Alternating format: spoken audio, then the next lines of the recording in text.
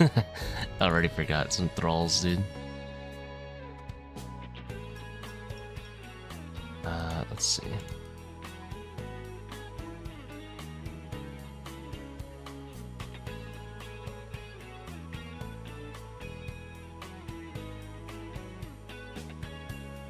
I love how this symbol is still here, although my stamina doesn't seem to be active.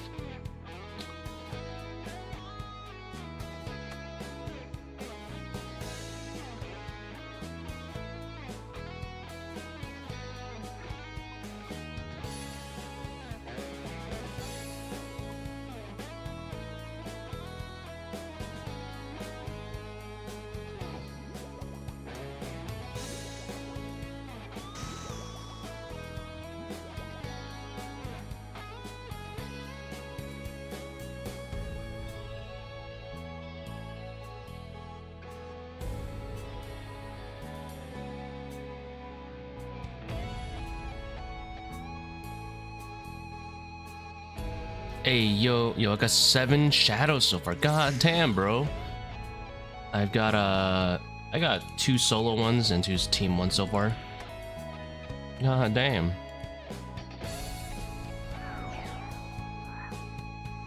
It's crazy, bro. Gain so much skill, yeah. Comes with the practice, of course. I need to turn on my anti-hider.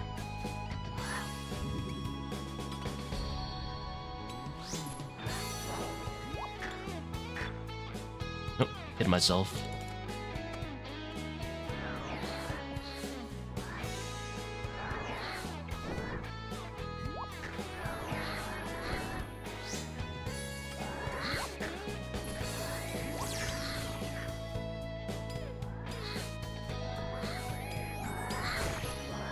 That was not so clean. The idea was there, though.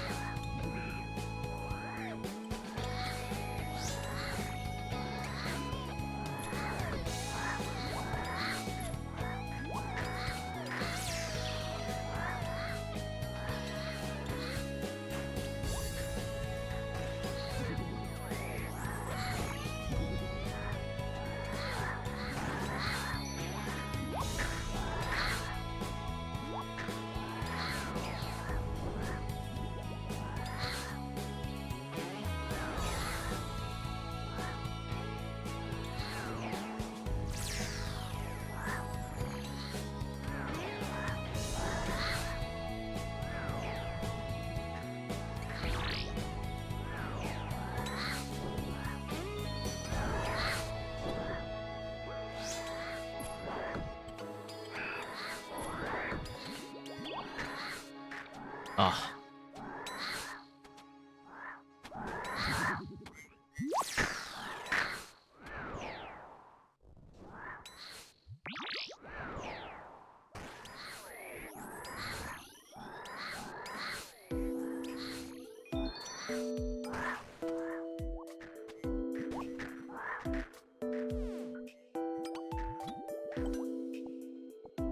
Kind of slow.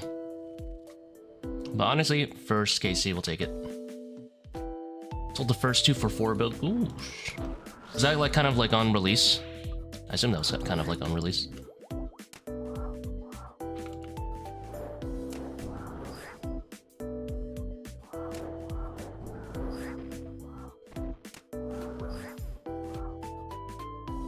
Hey Reynolds, your videos have helped me get a lot better at ToA recently. Thanks for help. No problem, man. Glad it helped.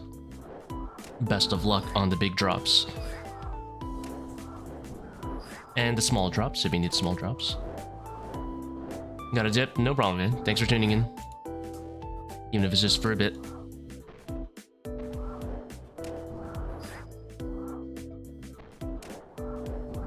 Jeezy on the shadow. Thank you, thank you.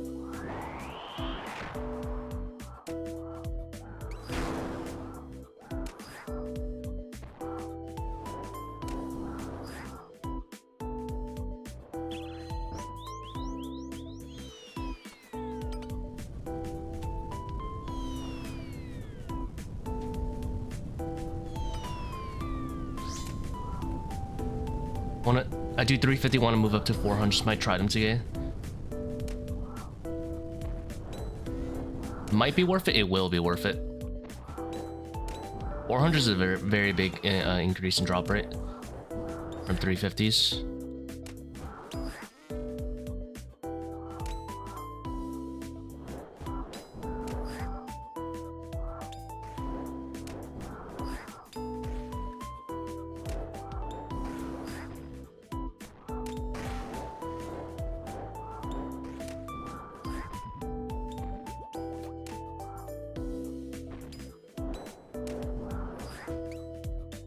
Impromptu suck.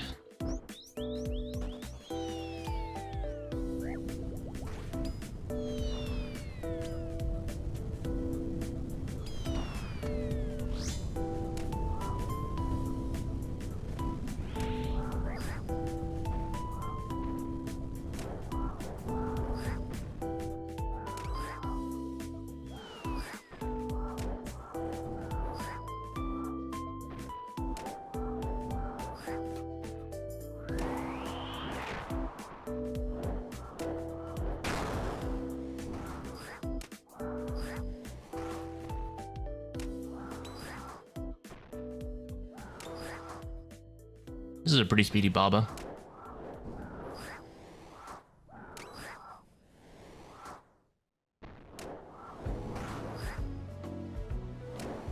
Not my fastest, but definitely one of the faster ones in general.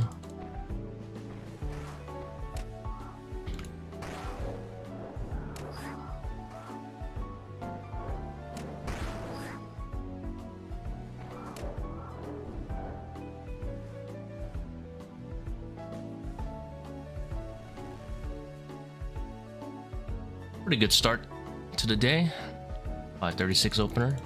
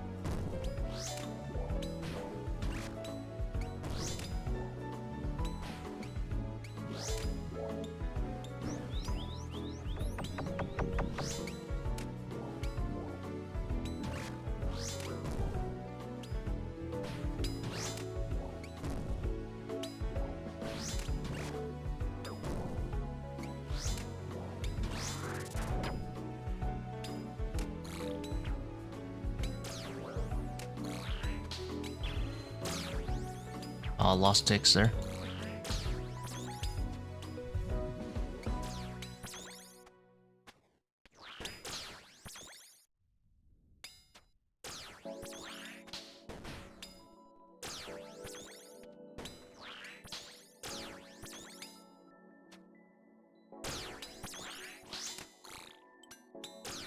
didn't like get any good bounces off, and I didn't really get good damage off on this melee. Pretty sure I missed a swarm too. One or two.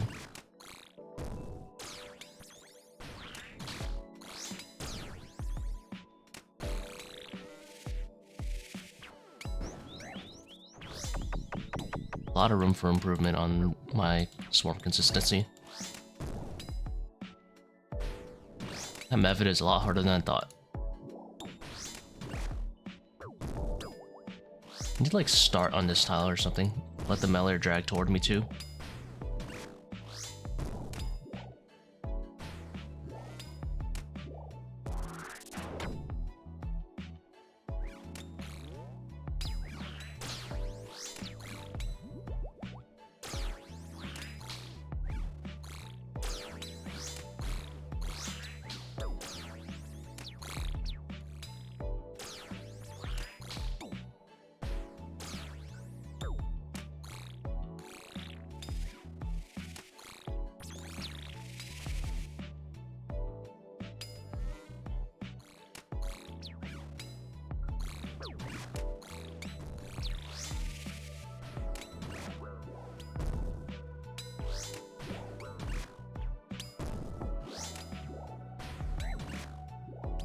Just need Leviathan to finish the blower of a guy. Ooh, good luck, man. Leviathan's definitely one of the harder ones overall.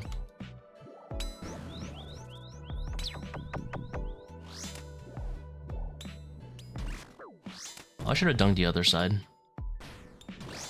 Actually, no, we're fine. We can bounce on this guy.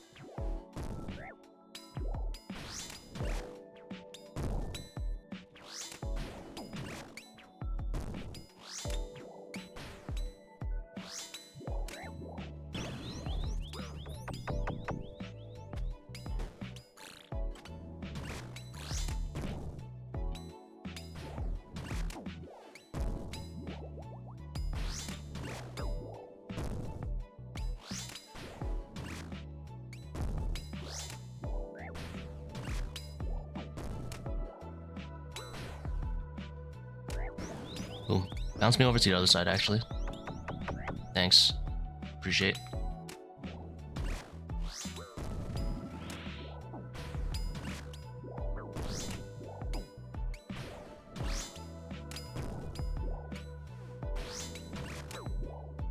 All part of the plan.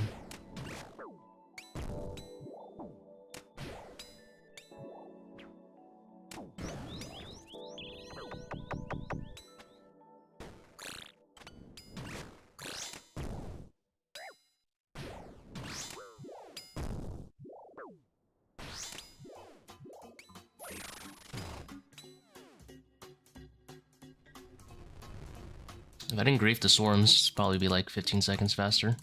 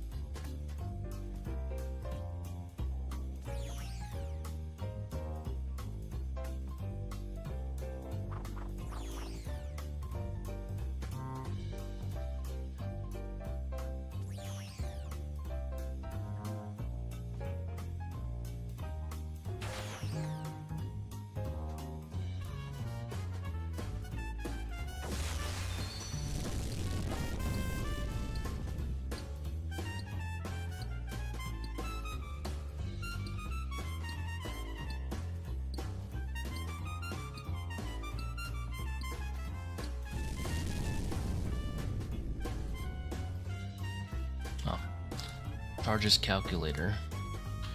Where are we at? Let's do 10.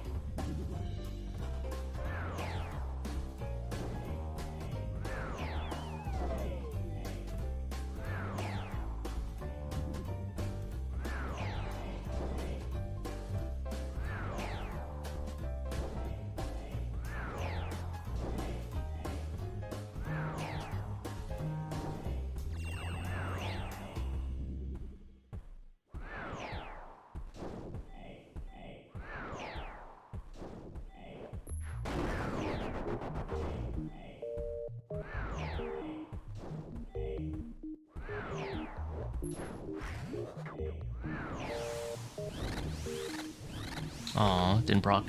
Close though.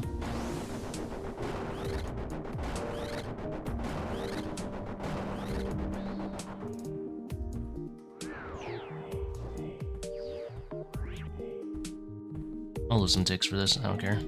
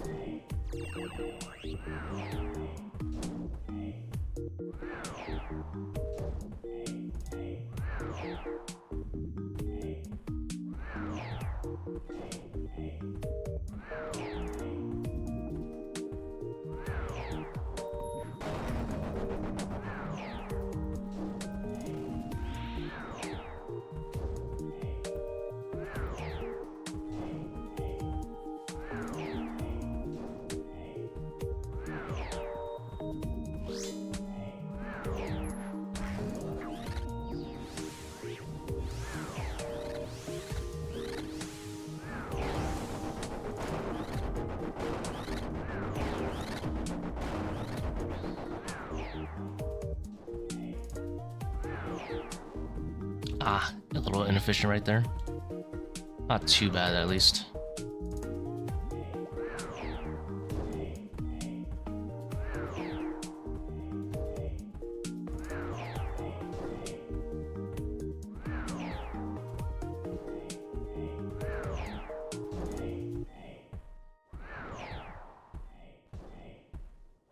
Seems like we'll miss the DPS check.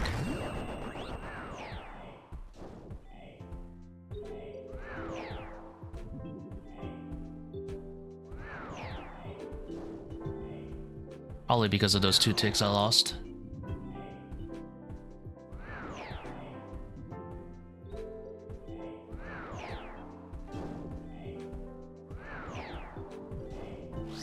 Put on Pied in case we need to give him a last second stab. Nope.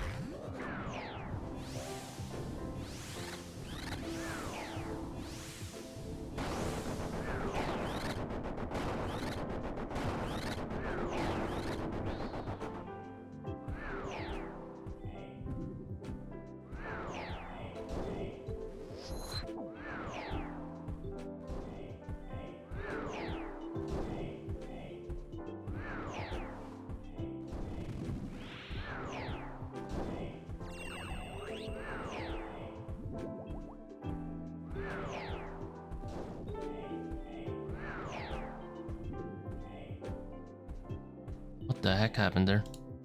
That was weird.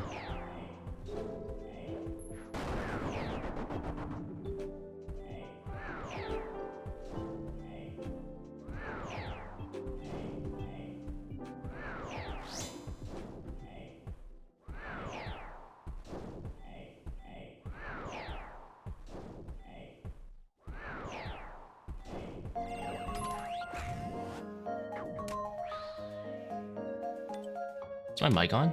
Yeah, it is.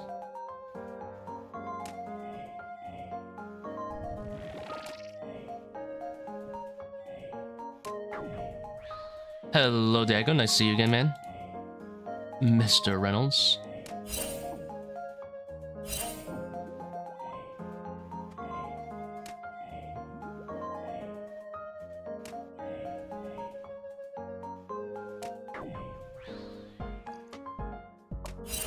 Ah.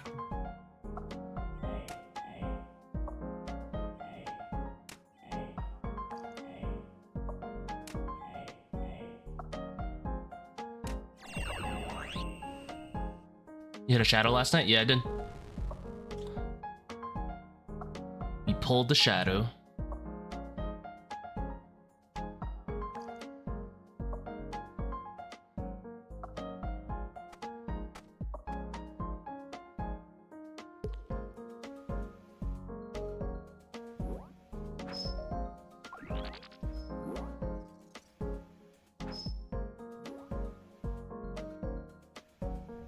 I'll also take care.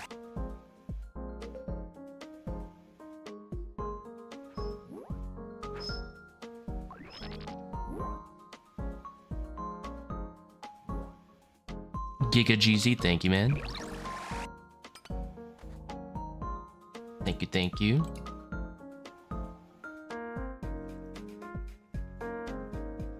Not sure if you're aware, but there's like a 20 to 30 second stream delay. I was not aware of this. Let me see.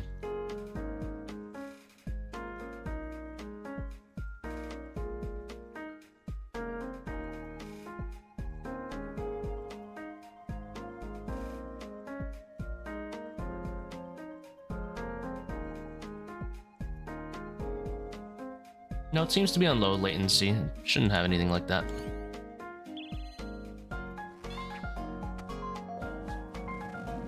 Well, that was a disappointing Seercull.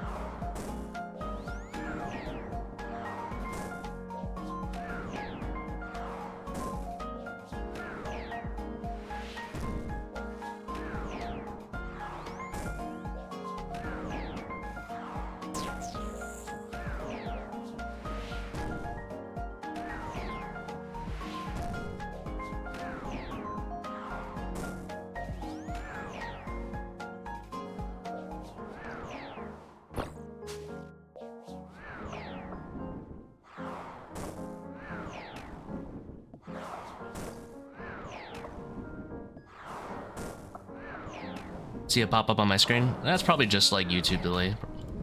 Not like a built-in stream delay, though.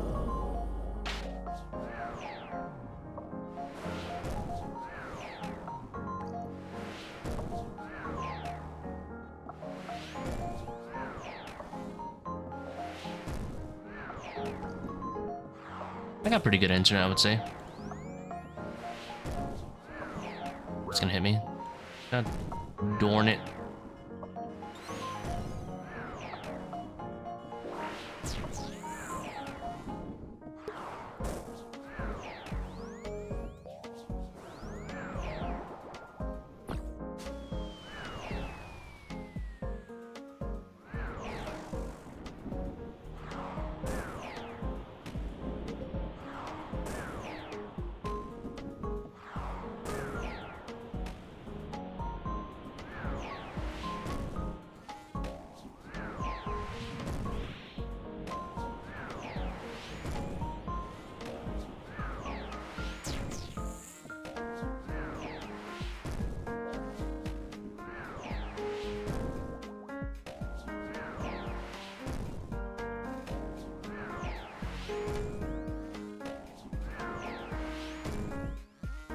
Made 10 bill DMing. I want your brain to not think like money escape. I'll be honest, I've never seen someone make good money from staking and not lose, like a form of gambling, staking, DMing, whatever, and not lose it.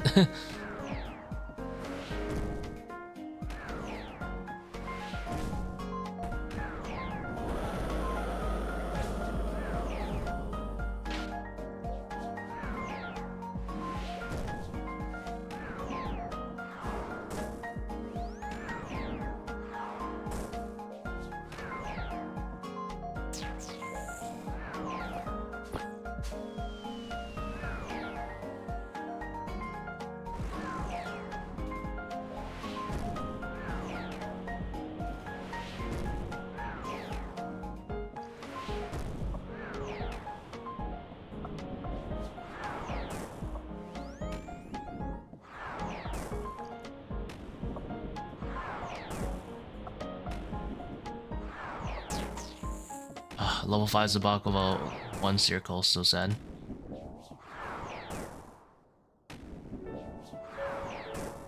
But same thing could happen with Bone Dagger. You have to walk in here and hit a 1. Be like that sometimes.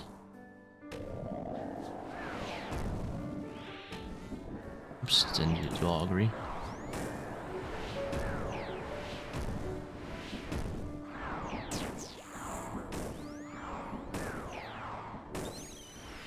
And gonna go to a top. Good luck. You too, man.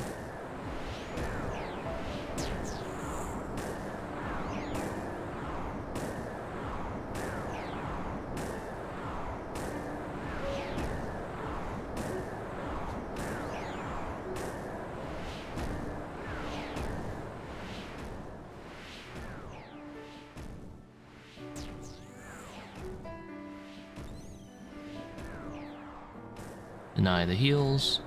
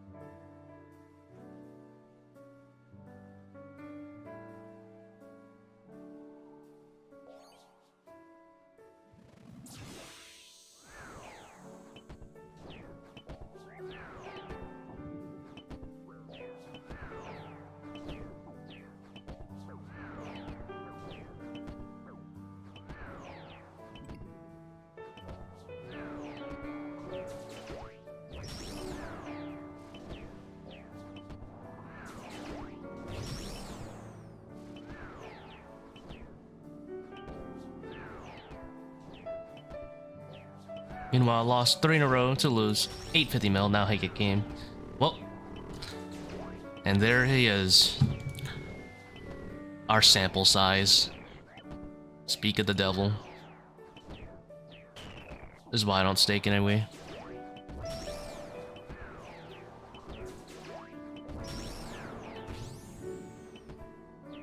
Yeah, makes basically staking, as far as I know.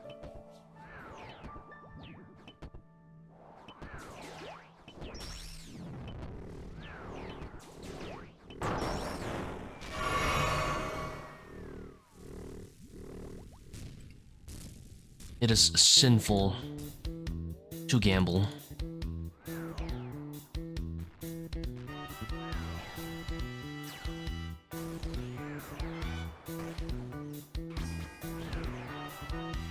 Do you not stream on Twitch? No, not really. I used to multi-stream, now I'm just too lazy to set it up, and I don't really like the Twitch community that much anyway.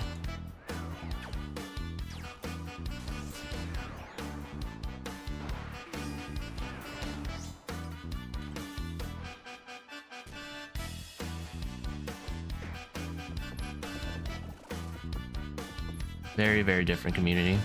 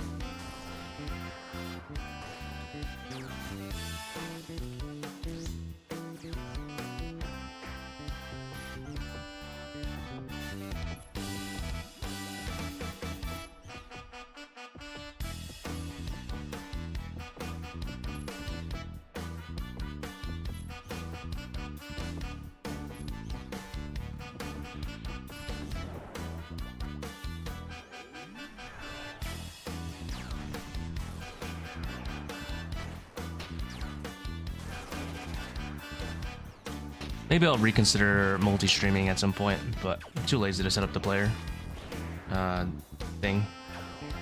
I didn't personally feel like I enjoyed using Restream either, like one of those platforms that make it easy.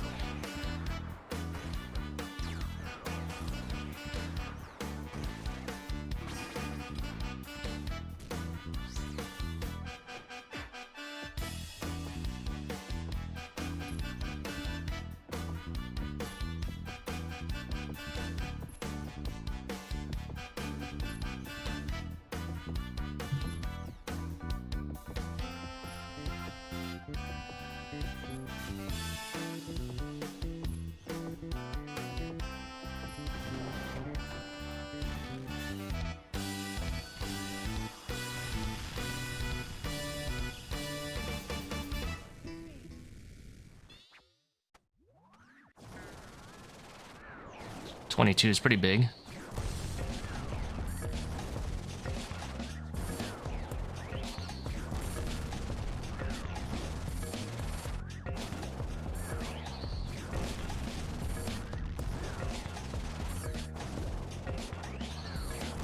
For some reason I'm peeking in ToA 480.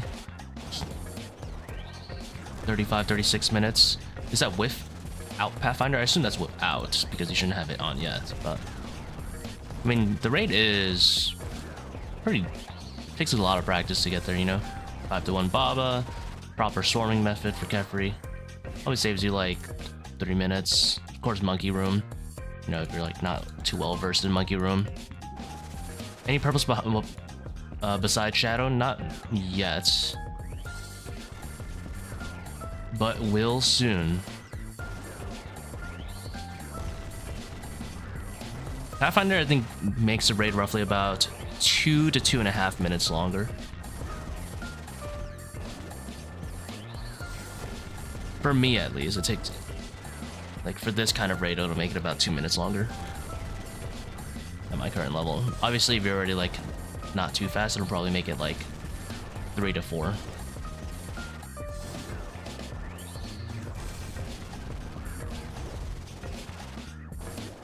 Monkey Room might do 330 or less. You gotta up your standards. It's gotta be like 250 or less every single time. Unless something extremely tragic happens, 250 or less every time.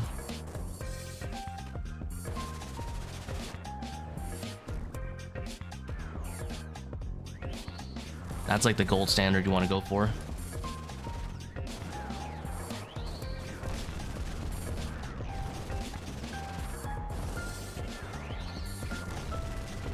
I don't know what your gear for Baba is, but you should probably aim for about 3 minutes or faster every single time if you're doing 5 to 1 without Pathfinder.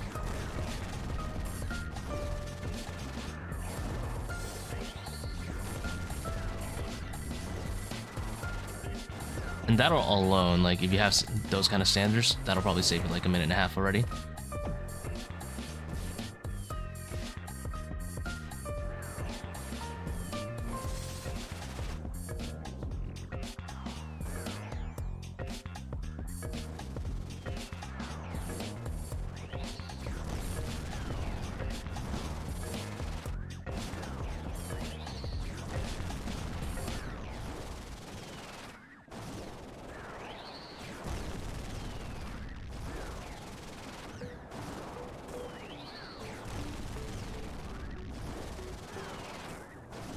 Make some tank, some red X, yeah. That'll slow down the raid by a bit. Especially if you end up like low HP for Monkey Room, then you can't tank for very long. Whereas 5 to 1 is pretty consistent. You can go in with like usually about 50 HP and be able to 5 to 1 through phase 1 and 2, because it seems to be HP profitable even.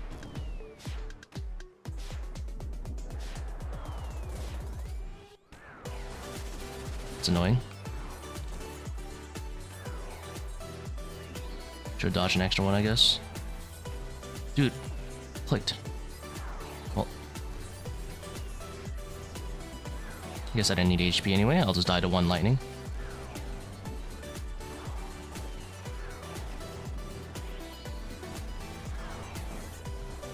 I wonder if I had like a mini lag spike right there.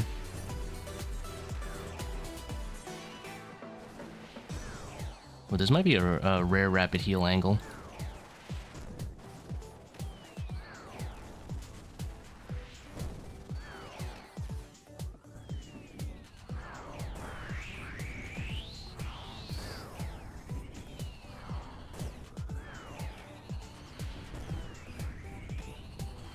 Rapid healed my 26, that sucks. I was trying to rapid heal at 27. Well, that's fine. I'm just not gonna get hit. Good old classic advice, just don't get hit.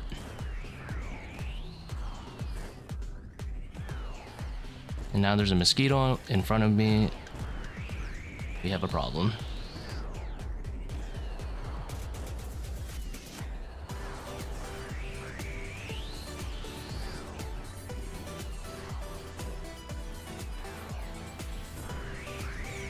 There you go, just don't get hit. Gotta make it a little exciting, you know?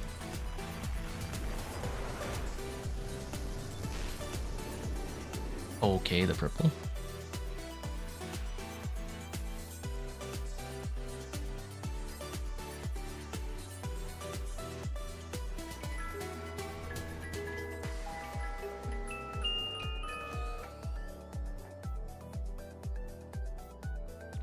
Oh my!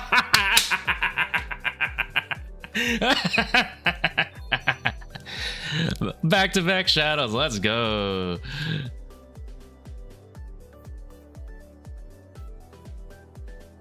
Now that's some dopamine.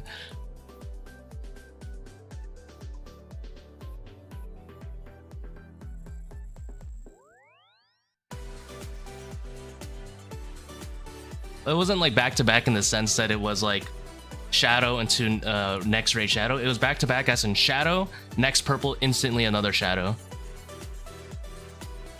Technically within the same 24 hours as well. So that's pretty cool.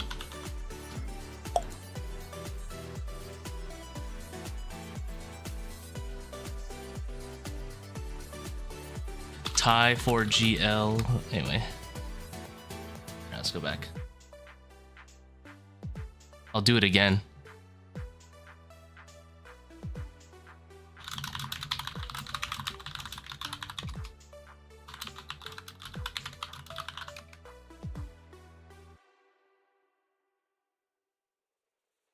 Let's go. Making that bread.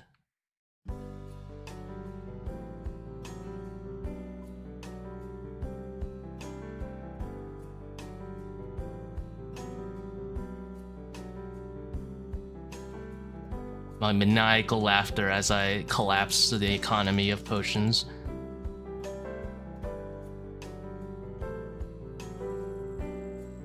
Wait, forgetting something on this setup. Something importante. The Bone Dagger.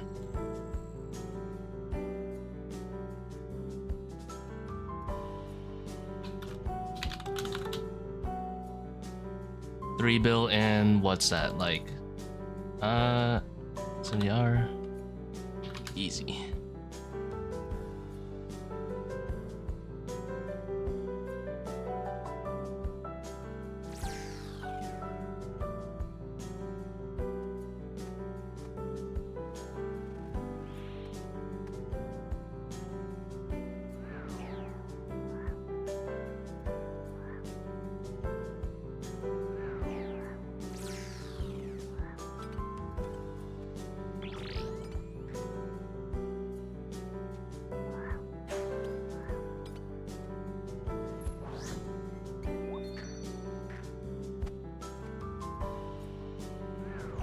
Sometimes, I love the invocation system. I get to abuse moneymakers like this.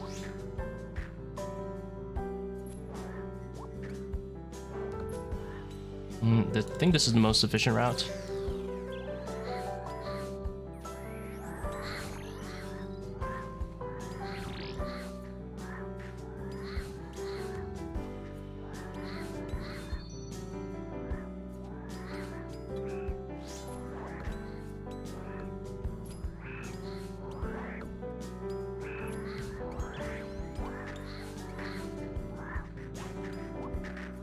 I can waste one of them.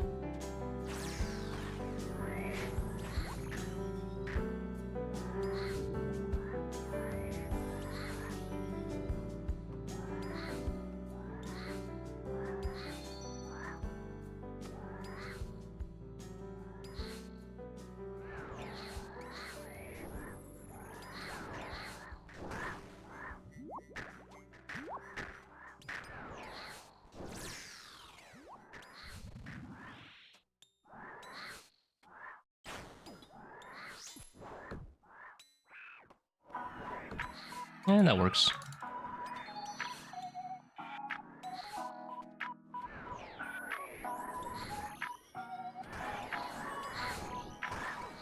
Ow.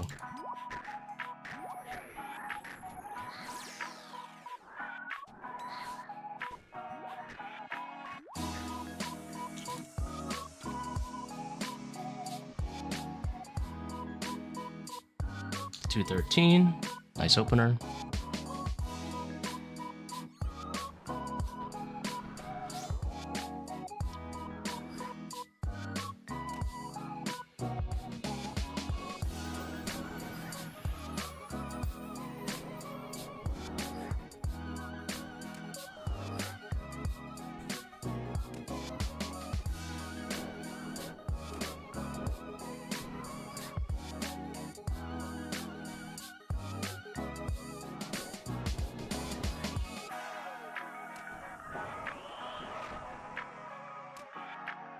$215 is crazy. Yeah, we're trying to get it even higher than this. I want this to be like my average run. Like my average monkey run. I think there is enough room for improvement that I can do that.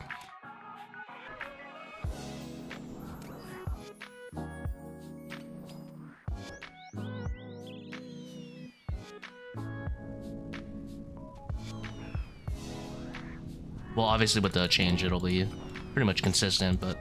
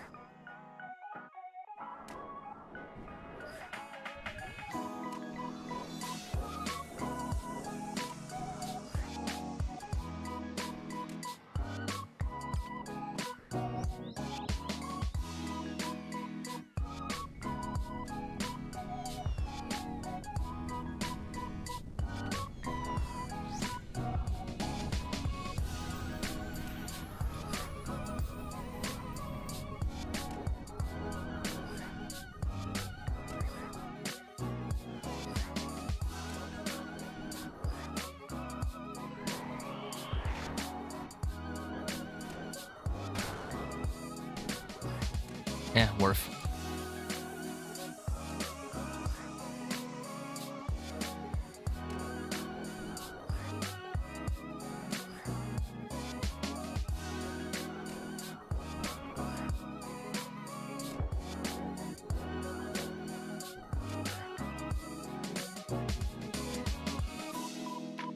That is a disgusting start early. Holy. Sub 30? Sub 30 though? Is this sub? This is technically pace for sub 30. Oh, it's a level 2 Kephri. A little bit sad.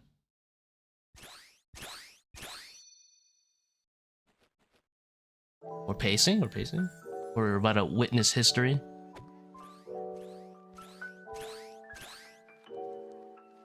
Alright, I lagged. Never mind, it's doomed.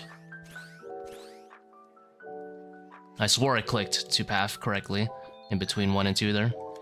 It's a Jover.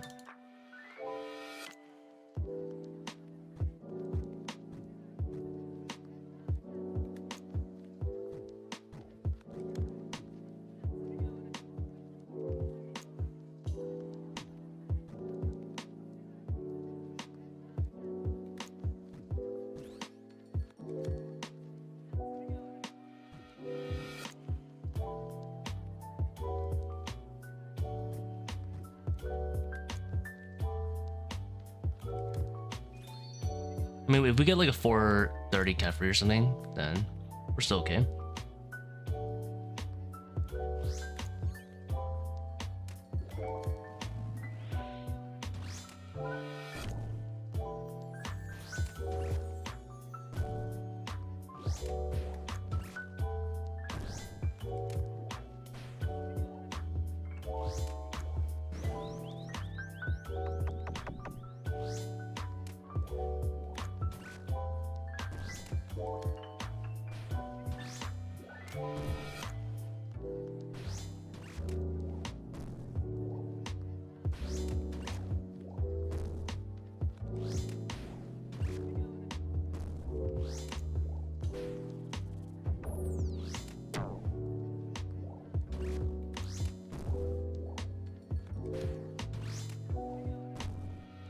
Level 2 Kephri kind of unlucky, yeah. It'd be best for it to be level 3. Because level 2, you usually have to wait a little bit longer than in level 1. Well, sorry, not on level 1, level 3. But this one worked out pretty well, I guess.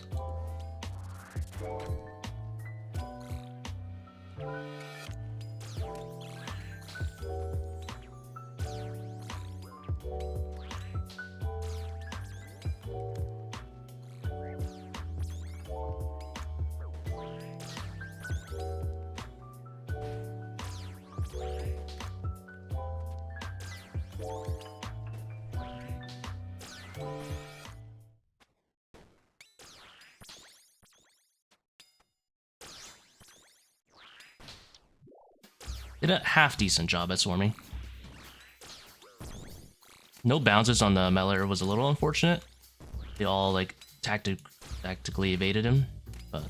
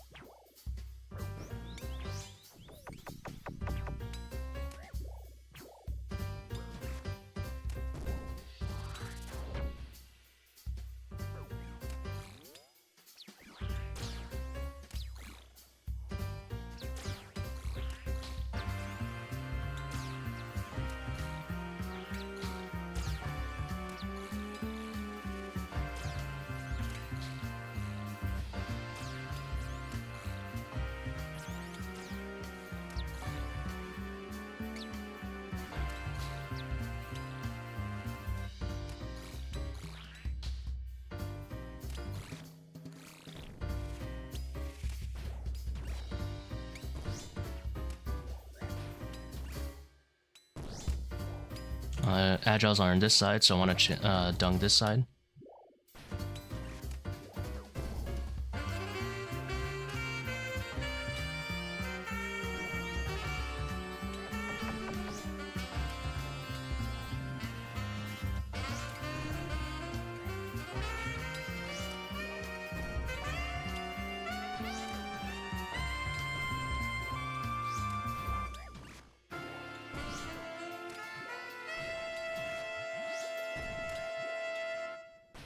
Dude,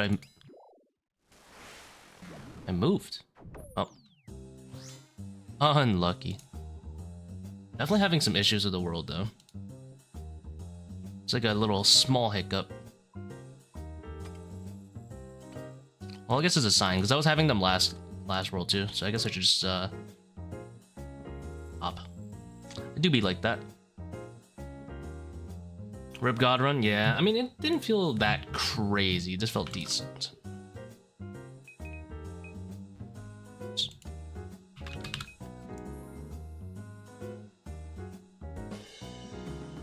Oh well. No God Run.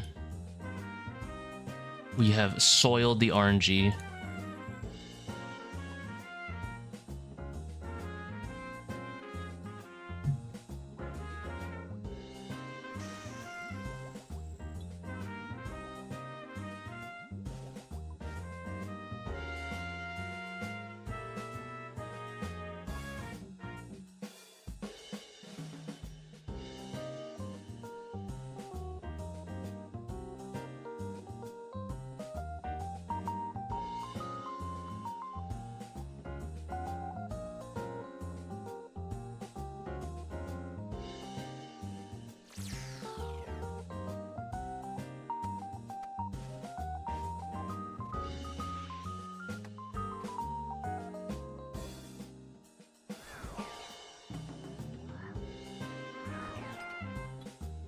You're taking notes? Alright. You best be ready.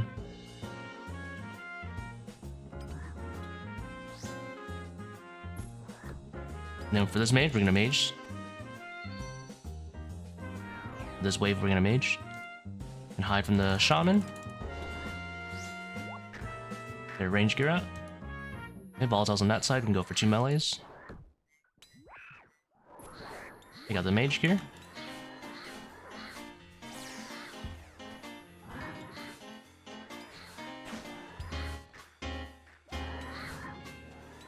Don't greed this one. Shadow for 0 downtime.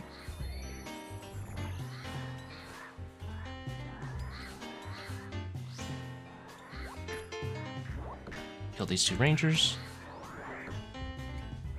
Got a volatile over there. High value target's gonna be this guy. Don't meme it.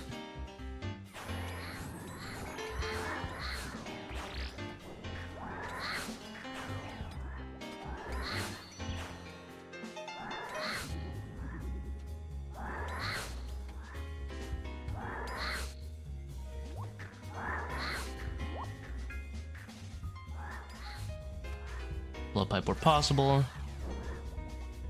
Shadow while solving puzzles.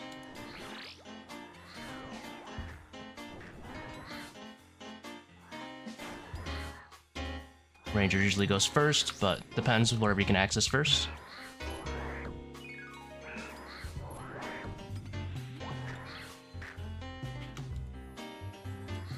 Don't be bad with your switches. There you go. It's like -2 seconds right there.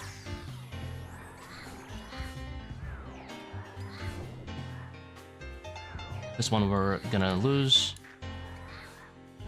So we memed most of the volatiles, but we'll still have one here, which is fine. Get absolutely sitted on by the Venom Shaman. Regret playing the game. And it lives with 1 HP. Gosh darn it.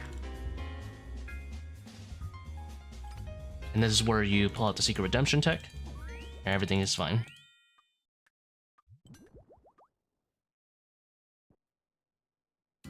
Thanks for the inspiration. Hey, no problem, man. Congrats on the quiver, Peter.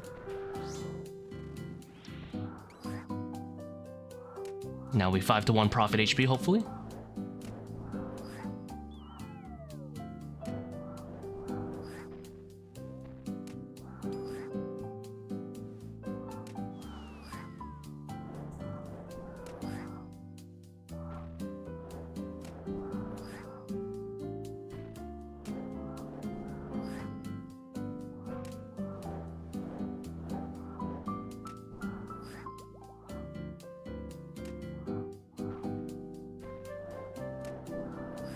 Definitely like getting your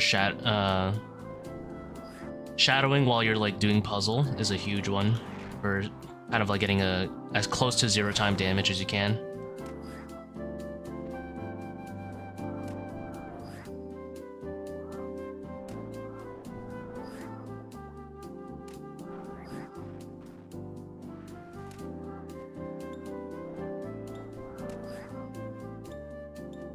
Left fairy proc.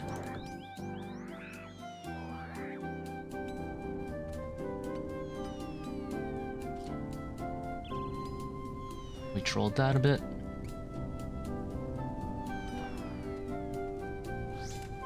$28, okay.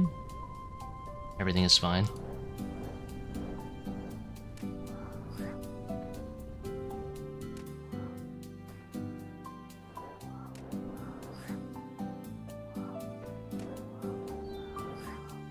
Yeah, you see I just go for the big switches.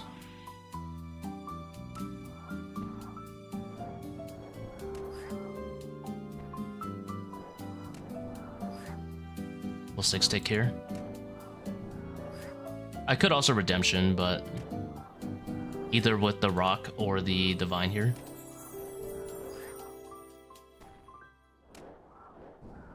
But I'm just gonna chill and 6-tick.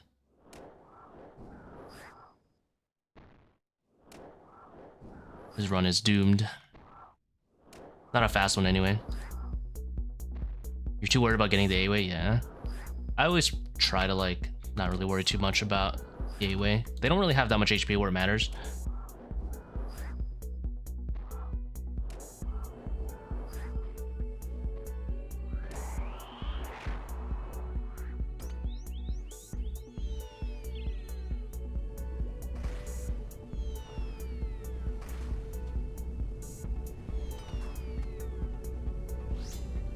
There's a non-zero chance I die here.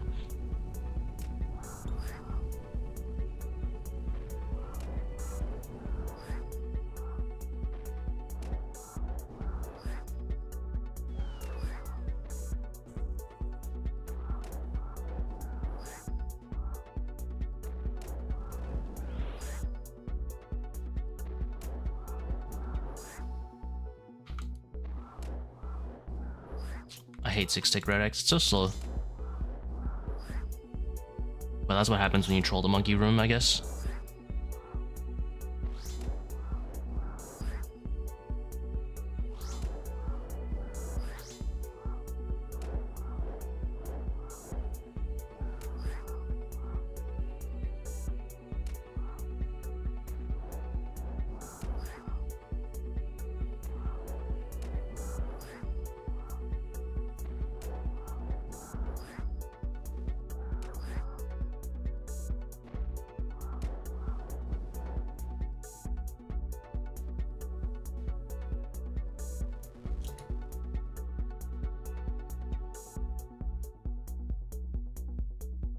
Five to 1's really, really fun. It's always sad when I can't do it.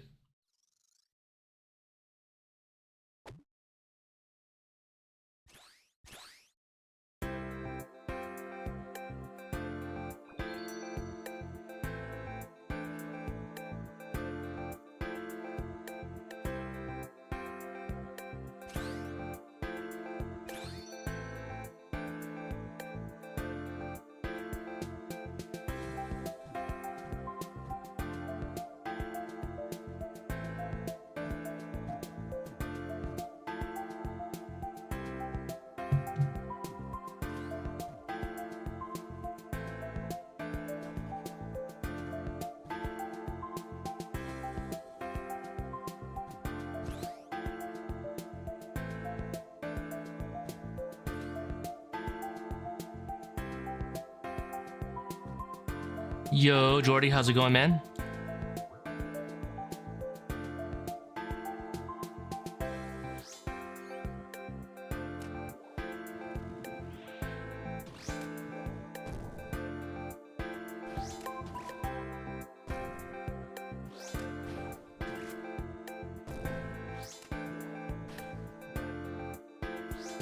Sup, sup.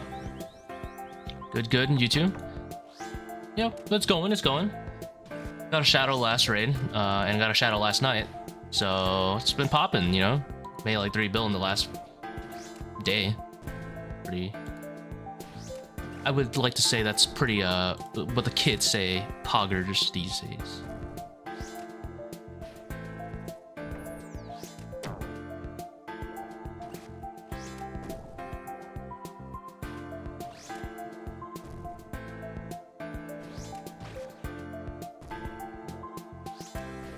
Slightly pog champion, yeah. In that realm.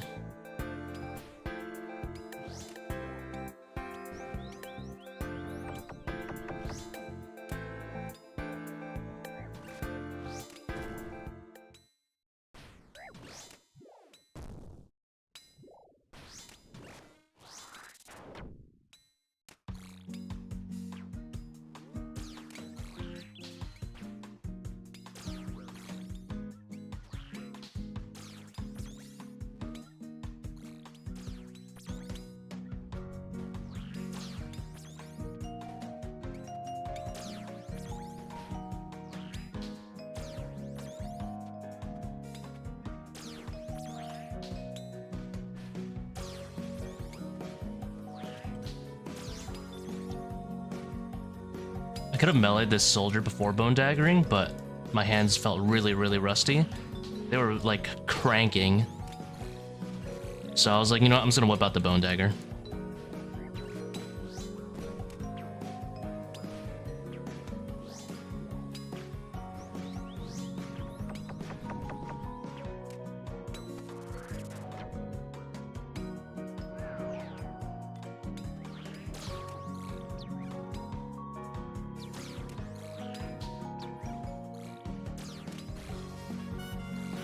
Two shadows in 2 days? Technically,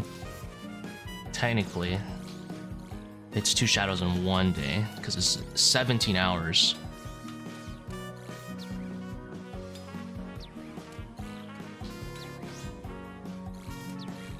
Please. Nice.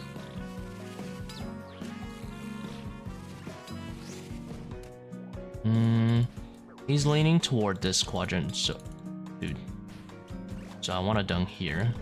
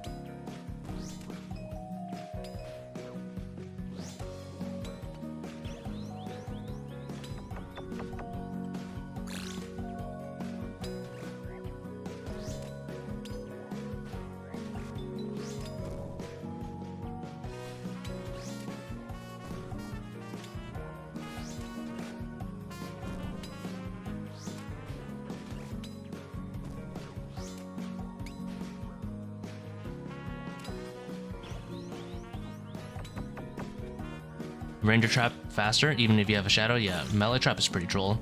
It's pretty outdated.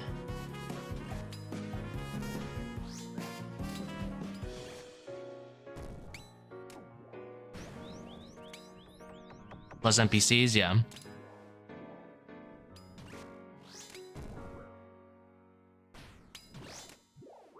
Also, melee trap doesn't give you the benefits of potentially bouncing swarms onto the meleeer, which is a pretty big deal. That's like an extra hit as well, in terms of like your average hit.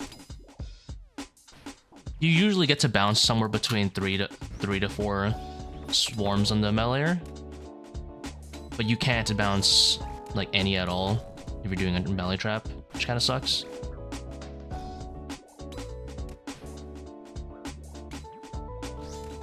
Beautiful Rising Sparrow. Any luck at HMT? Nah. Not that I add hard mode yesterday, but you missed it. We got another solo shadow. Not even lying to you, we got another solo shadow.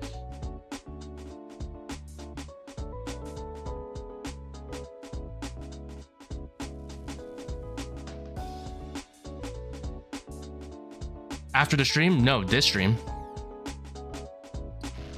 Literally the most recent raid that I didn't die in. Literally.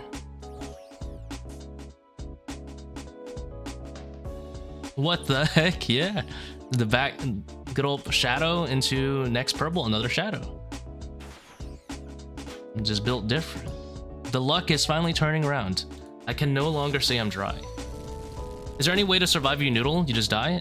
If you noodle, you just redemption. So if you drop to 9 HP or below, you want to walk back 4 tiles out of the range of the spitting scarabs, and then you redemption off the agile scarabs, or you can also redemption off a combat potion. You're not meant to always survive. There's a very, like, a lot of the time you will have to redemption. Even with Blood Fury, I usually redemption like once.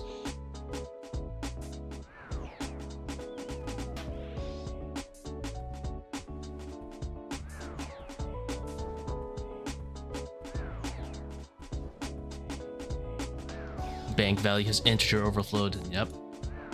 We're rich. What do you mean by bouncing? Sorry.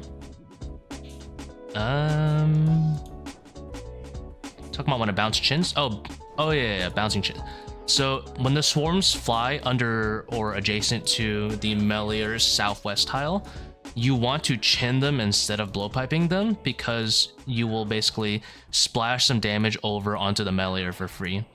Because you have 100% accuracy versus, you know, the swarming things coming in, the swarms coming in, chins will always, you know, roll onto their Melior. So if you bounce like 4 of them, you get basically kind of like a free fang in, which is nice. You don't think that free fang isn't important, but every bit of damage you do to the Melior means he's going to be healing Kephri less. So that's like an unexpectedly decent time save as well.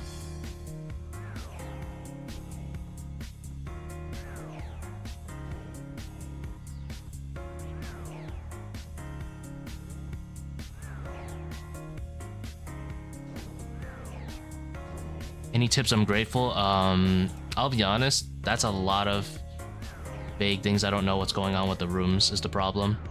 I can't give you tips just because I don't know where you're struggling in the raid right now.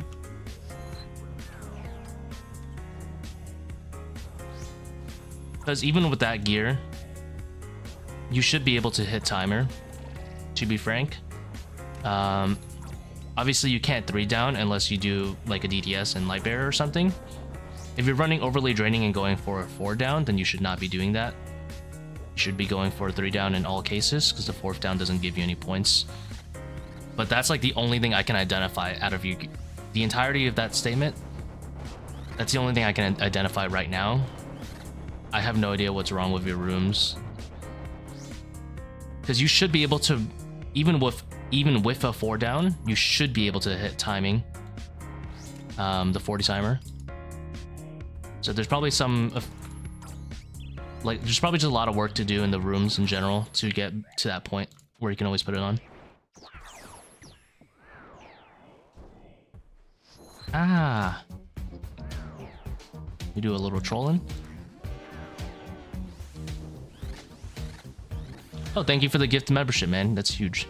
Thank you so much. I really appreciate it.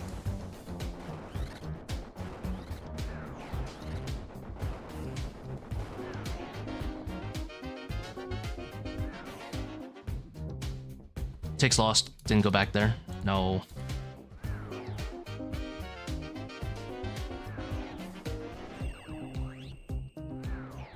Congrats on your membership, Dustin.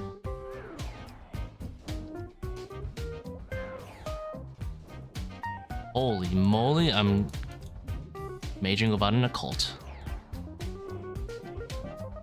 It's the new meta right there. Never before seen technologies.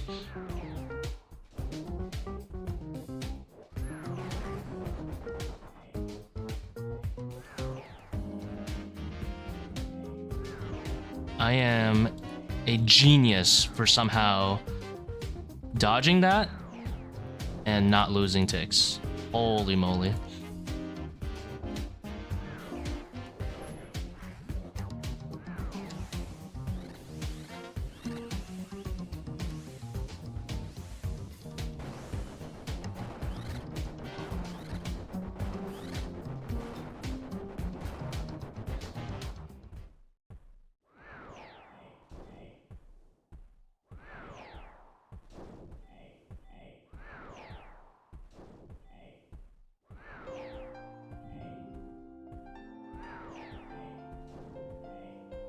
melee trapping. Yeah, like if Kephri is like a minute down, then obviously there's a lot of room for improvement. But usually it's gonna be Monkey Room and Baba that's gonna be like putting you down quite a bit. And depending how clean you are with your Akkha transitions and stuff too.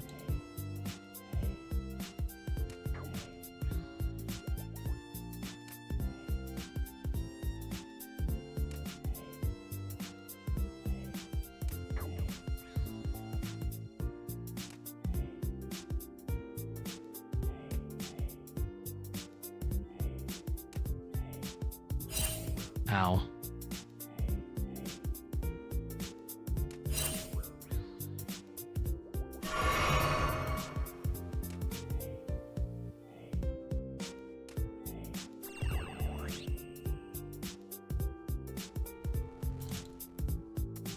Another day, no shadow. You'll get it eventually, Lorlo.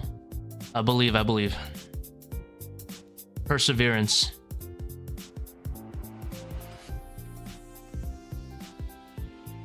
I would say Monkey Room and Baba are probably like the ones to definitively improve at, no matter what. Those are probably save like a minute.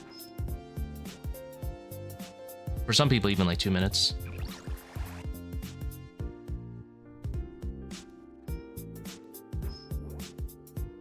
It's here soon. Soon trademark.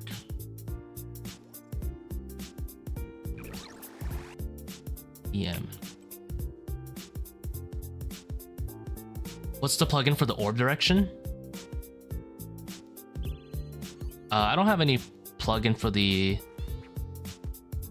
direction of the orbs coming in or anything like that.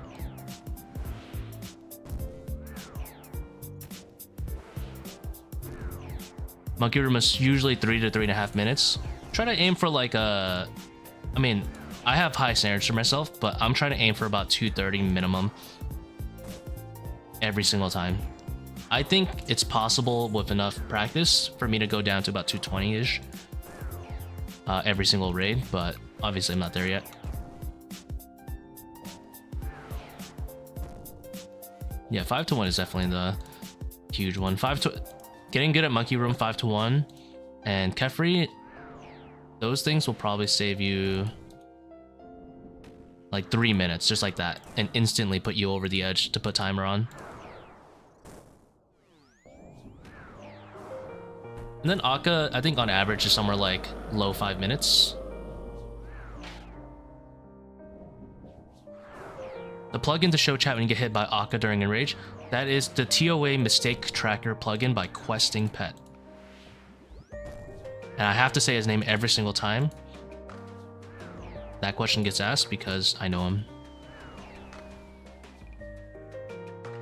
And you must know him now.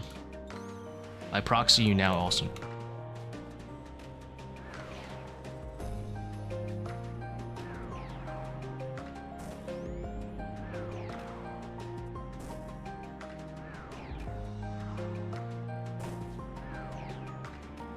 But I'm not sure what you meant by direction though of orbs. All I did was mark the orbs. The plugin to show shadow when you open the final chest. I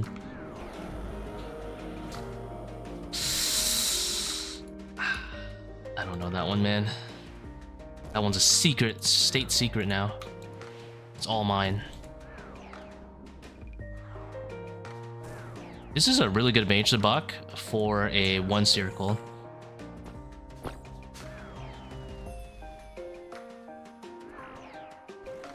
Your family is starving. Unlucky. Yoink.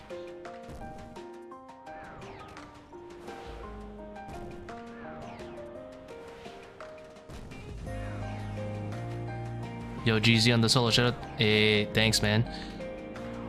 Now the question is, were you saying GZ to the first solo shadow or the second solo shadow I just got? This jug is my friend.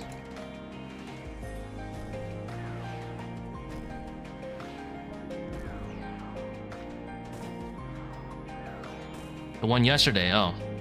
Well, then you missed the other one I just got.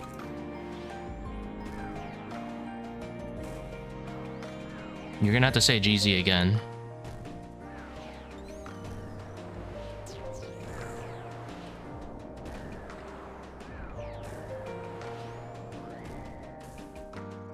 You got another one today? I sure did.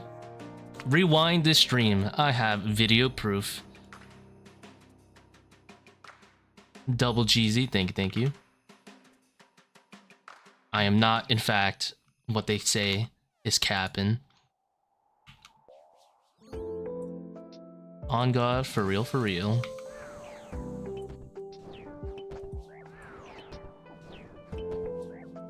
Seercull Shadow better DPS than Bone Dagger Tbow. So that's actually an FAQ of the description.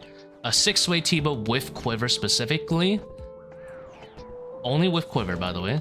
6-way with quiver, Bone Dagger is very barely better. Now, you don't go range Zebak because you want to Tbow it for the extra speed. The speed is negligible. It's like nothing. The reason you want to do range Zebak is because you want to be able to wear Lightbearer. So you have to bring Lightbearer, and you have to bring ZCB. If you don't bring Lightbearer and you don't bring ZCB, it's not really that worth it. You can do no Lightbearer and do ZCB, but realistically, you're only getting one spec off on Zebak. So the ZCB is mostly for the other rooms, right? You have to really use Lightbearer to make it work for Zebak. I don't think that's really worth it in overly draining raids because you only get one extra spec anyway. Second thing. Second important thing about that. You cannot go power life with ranged. If you drop to 124, it's instantly worse. With mage, you can drop to 123 and it's virtually the same DPS. So that's why I choose to mage Zebak anyway. The speed is close enough and it's so much easier on the inventory space. Like absurdly easier.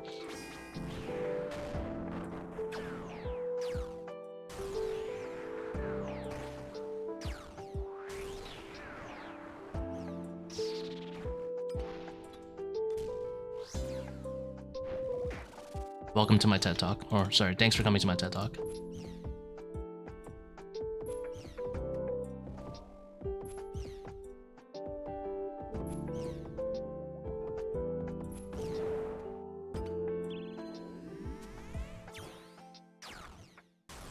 I don't know about you, but I like fast and chill raids.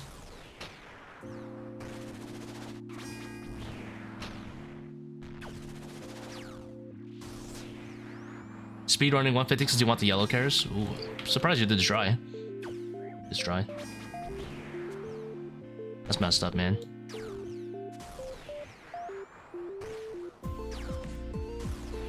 Will you be playing the Elden Ring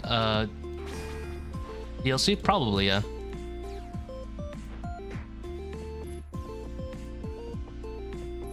Alright, there's a non-zero chance this could be bombs. I'm just gonna go heal. Dude, my sound swapper doesn't work sometimes for that. I think it's because I hit like too early.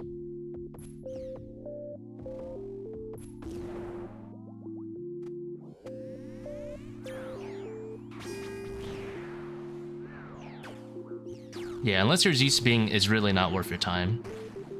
In a 525, I guess it would be kind of troll because you would have overlay draining off. You definitely could use ECB way more.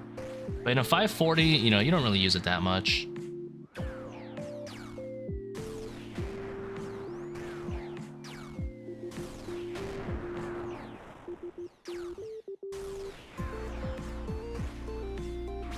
Now you're reading through FAQ? Yeah. There's a lot of different questions. The setup gets very specific. I probably was using the wrong thrall for that phase the whole time. Yeah. Your brain has cooked so many old titles. We're still all waiting for Elder Scrolls anyway. I'm kind of like losing the hype. I don't know. Starfield was a super mega letdown from what it seems like. I don't really know if I have faith in Bethesda to make a good title. To really make Elder Scrolls really live up to that hype. Same way Skyrim did.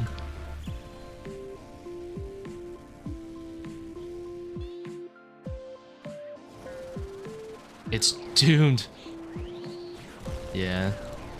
Starfield was a massive disappointment compared to the other games they've released. I'm sure it's a decent mid-tier game, but... I recently got a Void Waker. Was wondering where I use BGS versus Void Waker 350 to 400 invos. Well, I'm gonna assume for a while you're gonna be not running overly draining. You're gonna be using... It's pretty specific to your gear setup as well. You have to remember this. I just got my Thrall just destroyed my 80 Shadow. That's so annoying. I assume you're ranging, because if I recall, I think last time you commented, you're using like a Bofa or something as your main DPS. Not a Shadow. So that changes things. You're going to be using BGS at Baba.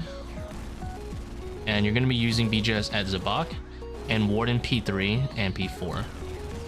You're going to be using Void Waker after BGS for all of those bosses. Unless you have a ZCB, in which case ZCB is better. Except for Baba. Still Void Waker. And then for Kephri, it is better just to spam ZCB. I mean, sorry, Void Waker just the entire kill.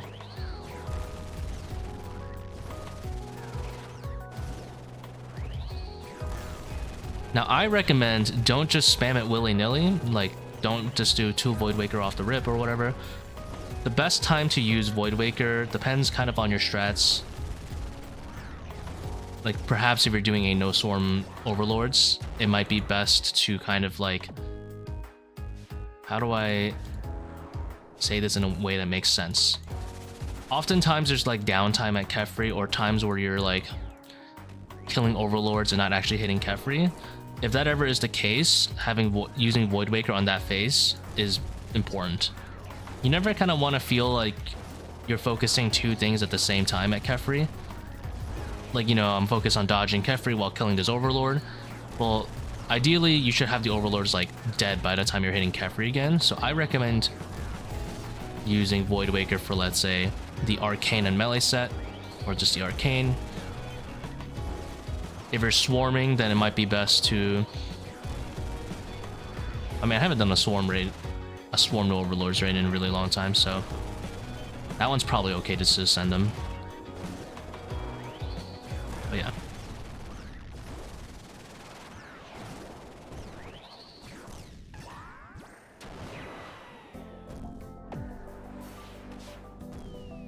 Like, I'm in a high enough...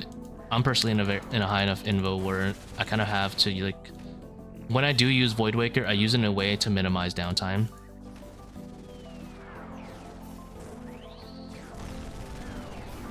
But you should be okay in, like, a 350 to 400s. Not really need that to worry about that too much.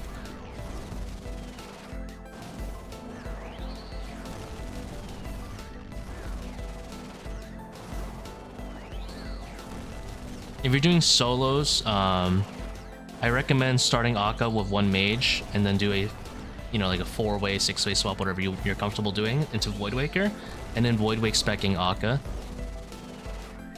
So enter the room, mage Akkha, and Void Wake him off the rip, and that's a decent way to start the boss. And then the rest you can use on whatever specs you normally use, whether it's Sun, Blowpipe, SGS, or whatever. That'll just get your spec rolling and give you a nice head start on the room. Alright, my Thrall just doomed me another damage.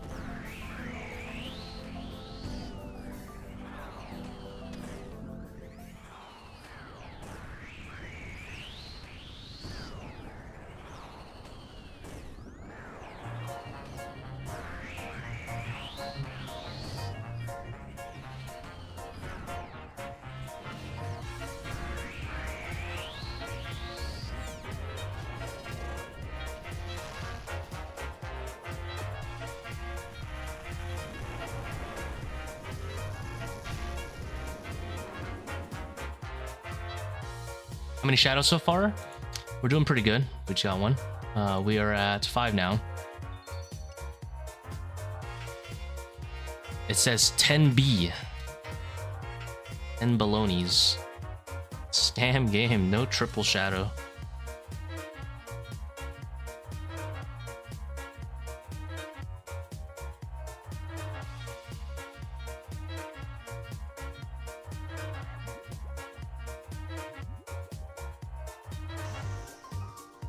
Zarite worth bringing in this invo with quiver? Not really. It's worth it if you want to flick your brains out. Let's say it like that. You can get some usage out of it. You'll just need to go double power. And you'll need to be able to complete the raid with like 5 restores, 6 restores. Going double power. It's doable. But it also depends. Like, I know a lot of people who, especially me, can definitely complete this raid on 5 restores, but they'll have to 6-tick red X, and that defeats the entire purpose of it.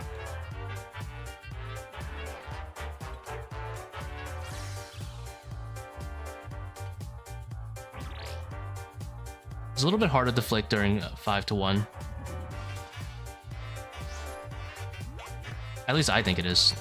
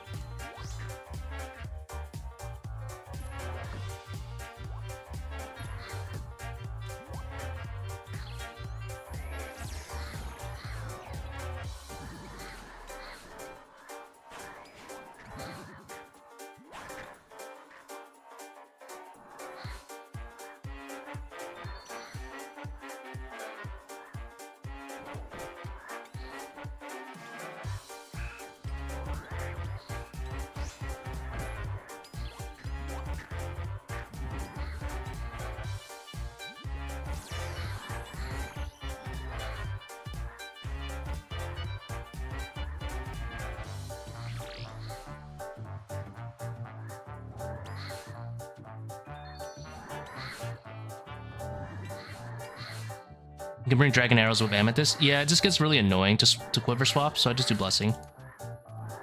Because the dragon arrows don't make much of a difference for P2 anyway, it's one phase.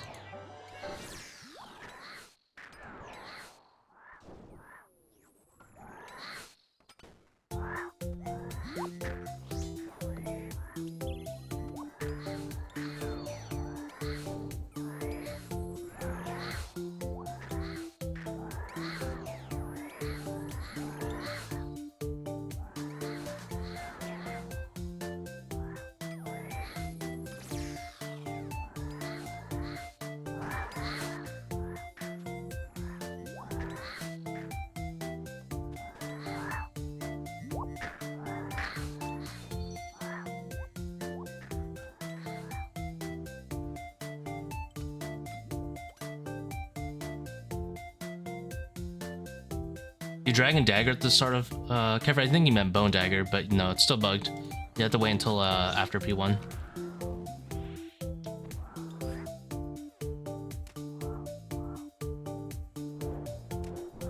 To wait until the first set wakes up still. There, you're good. I knew what you meant.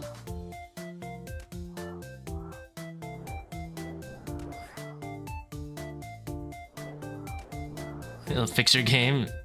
Jagex says no. You will not be fixing that. I mean, I think someone mentioned in some Ash and they said they'll look into it. Potentially. Mayhaps. So there is a non-zero chance they'll fix it.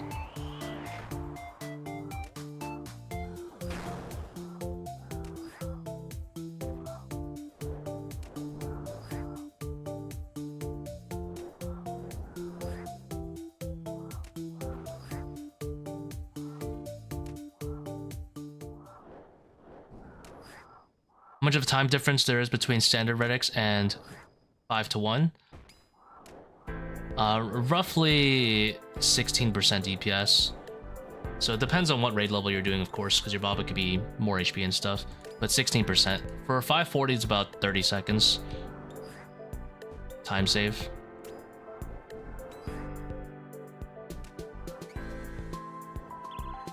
It's a little bit more than 15% technically, just by a hair, because whenever you proc phases with... Ooh, careful. Whenever you proc boulder phases with 6-tick red X, you also need to wait out the extra ticks for Baba to actually proc, if that makes sense. I set this up wrong.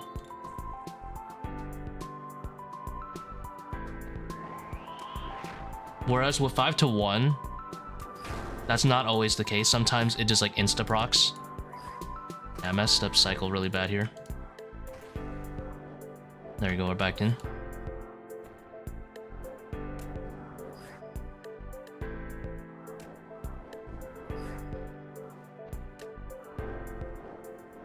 Finally got your Blorva yesterday? Nice, dude.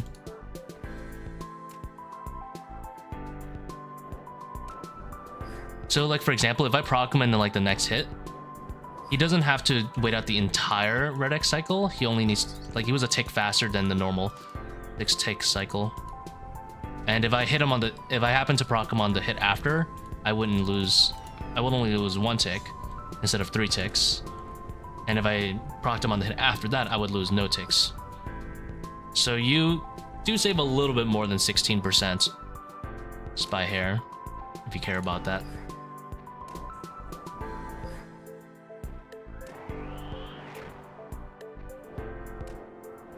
But that one obviously is more RNG on depending when you proc them. You might save 0 additional time than 16%.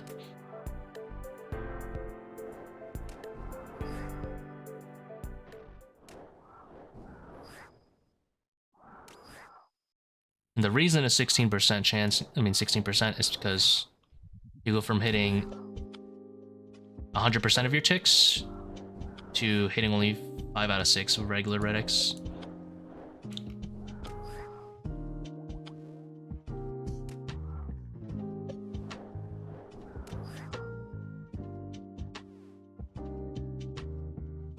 That was a slow one though.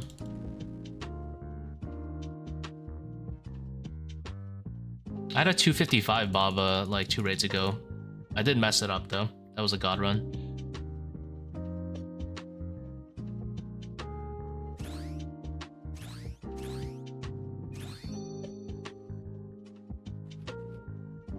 Might be an interesting video how to cut time off for high invos. Well, I don't really have like a guide, but if you want, the most applicable video you could probably watch is, I have a 540 video educational commentary. It's about 31-minute run. That one showcases like my thought process for most of the rooms. It's a slightly older video, like 2-3 months, I think, maybe 3-4 months. But most of the techniques still apply, like 5 to 1. How to like kind of like get into it from your standard red X cycle, standard 6-tick red X cycle, and then the Kephri trap method I use as well. Also say it's probably about 30 seconds compared to like a normal old melee trap.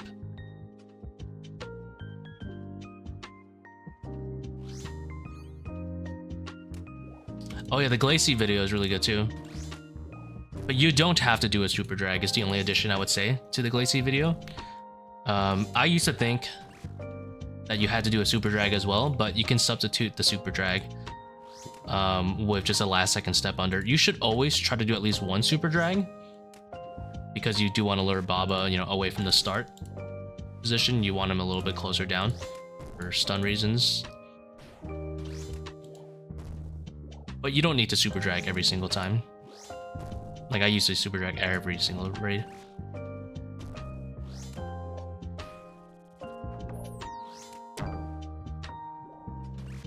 It was a god run, you lost tiles. No.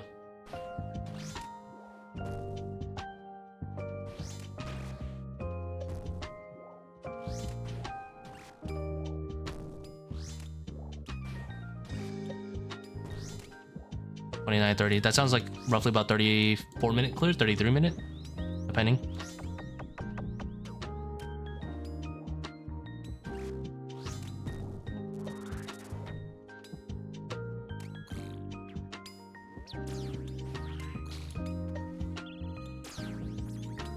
Did I lose a tick there?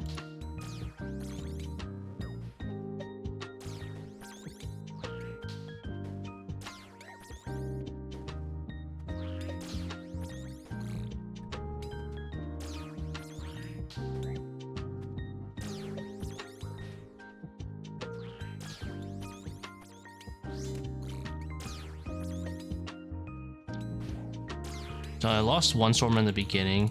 I probably lost a swarm somewhere around here as well.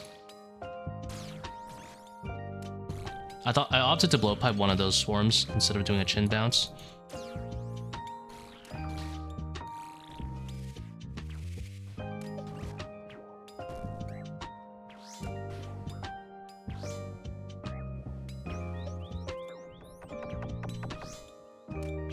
Gotta go, thanks for content, no problem, man. Thank you very much for tuning in. See, if I didn't mess up those swarms, I would have already gotten this guy downed. But it is what it is. Minus 10 seconds.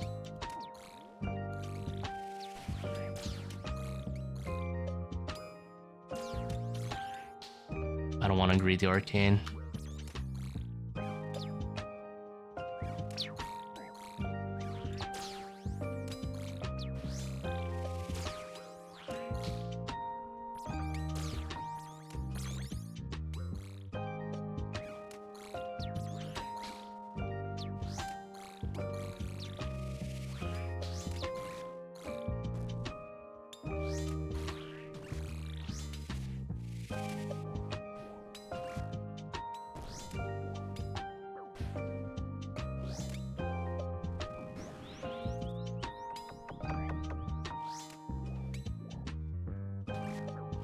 How's it going, Mitchie? Nice seeing you around again. Doing the usual, we raiding. We got another solo shadow since yesterday. About 2 raids ago.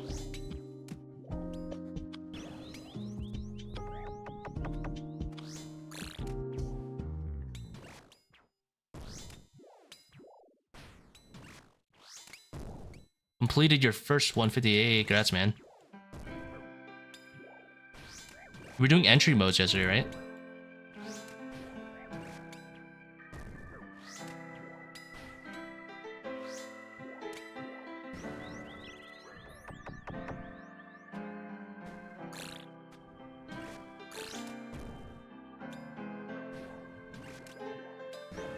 He's moving on up. See this guy doing 400s in like a week.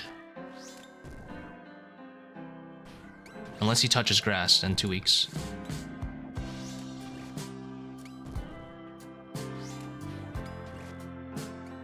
We're waiting for the pet. Mostly out of enjoyment, money go up, and going for the 2k cape eventually. Right now we're just going for the 1k cape, which I actually technically already have because I had some normals in there, but no one needs to know that part.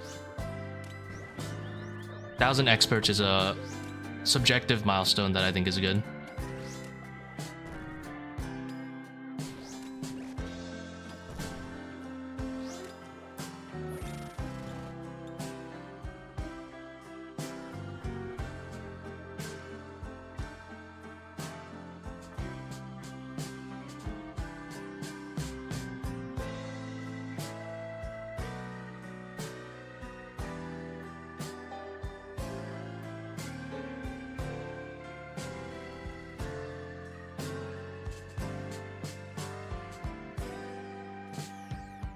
Look at my 3rd pet before 1 shadow. Oh, don't worry, I have 8 pets.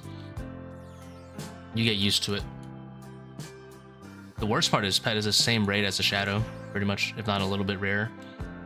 So it always feels bad to get dupe pets because it's like that could have been a shadow. It's not how the game actually works, but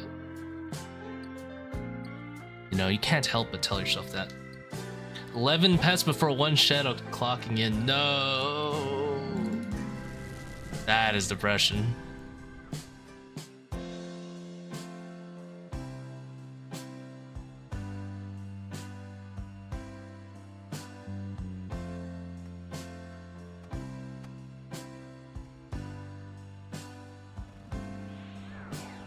trying to minimize damage before Warden. I mean, the thing is, for a 150, people don't expect you to know like more advanced tactics that typically make you take less damage. Kephri is a 0 damage room. Monkey room should be close to 0 damage, but Baba, for most people, they should just be face tanking it at lower invos. 5 to 1 is objectively the best method for solos, but again, that's like not really expected of most people to learn until probably about 500 plus. Although even at 450 and 400 plus, it's really, really nice to know. So I would say you should expect to take damage at Baba room, expect to take damage at Akkha room for sure, and do not try to get to the point where you're not taking any damage at Zebak. It's a pretty important one. Because if you ever have to take damage in brew at Zebak, that's always a bad thing. Because eventually you want to get to the point where you never have to brew at Zebak, so you can get away with like kind of like half-ass salt, if that makes sense. Whereas if you brew on Zebak, then you'll have to resalt, and that's not good.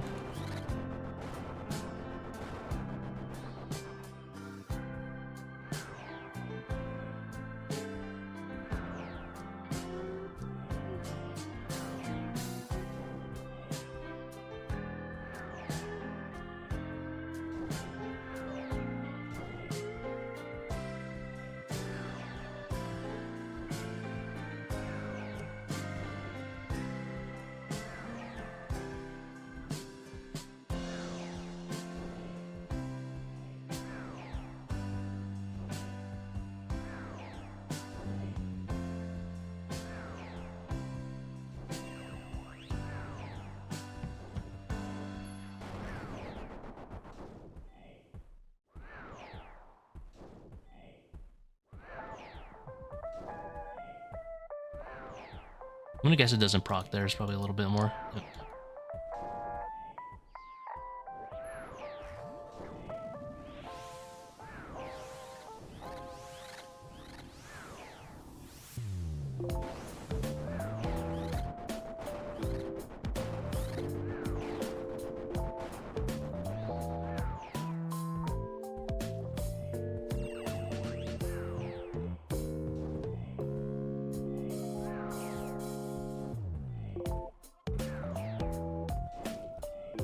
Not necessary yet, but honestly, if you have motivation to learn something, then go ahead and do it.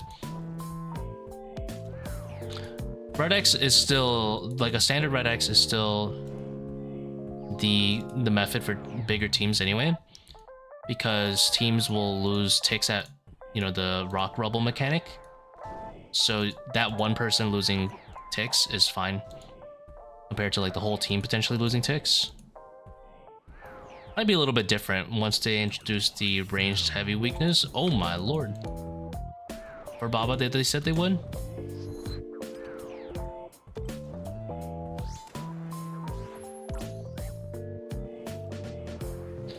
Because with the ranged heavy weakness, I guess people could just ZCB while they're like, you know, doing the rock. My OBS like had a mini DC right there.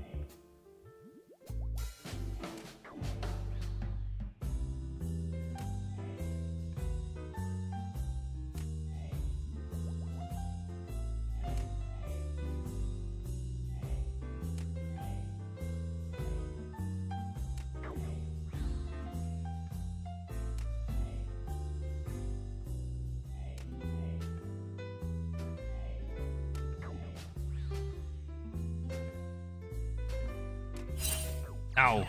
I could have stunned one more time. Oh well.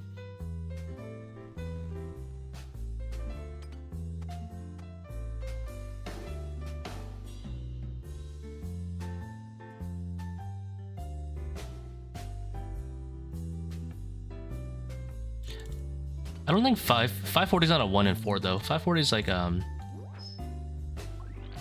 in 6 roughly. 1 in 6. But yeah, that's still pretty dry. Unlock. Do a 540 right now in a budget setup, but why? I wouldn't even be able to make time. That's the problem. Like the thing is, yeah, I could probably I'm pretty confident I can complete it actually. I don't think it would be an issue. The problem is I would lose time, and that's not really a 540, you know.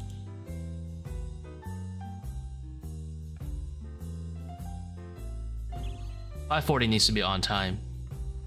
True 540 at least.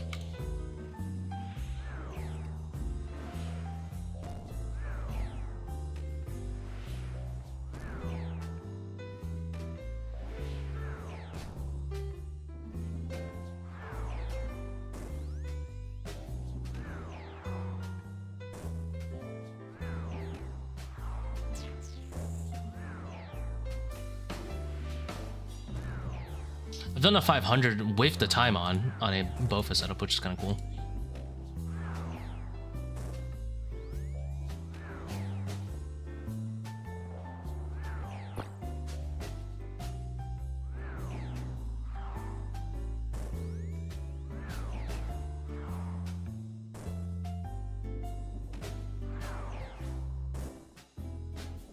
I was like, do I really want to do this with my Tbow? And I was like, you know, what if my Tbow has like some ammo shenanigans? I'm gonna do the blowpipe anyway. I assume he's using a trident. P2, the hardest part about P2 is basically just having like good tile markers and not running away from the boss. Most people do the Tbow Zebak Warden because it's easier on the P2 Warden. You know, he doesn't walk up to you and melee you. You need to learn that you can safe spot the bombs. Don't instinctively run away from the bombs. There's a safe spot on the bombs for P2 Wardens, you know, when you're like closer to them. You can, it's a cross shape, so if, I'll show you. If the bomb is gonna land here, you can be here, here, here, here, here, here, here, here. Hardly cross shaped up to 2 tiles away. And that is a safe spot you want to be very familiar with, because if the bomb shadows are landing close to you, you click next to it every time, pretty much. If you cower and run away, you're probably going to die to those.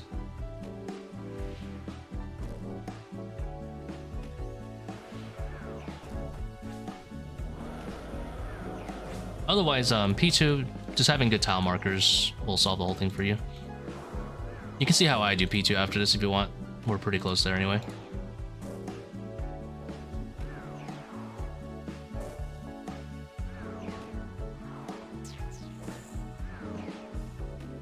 If you're doing a 3 down in 400, Trident is cheeks.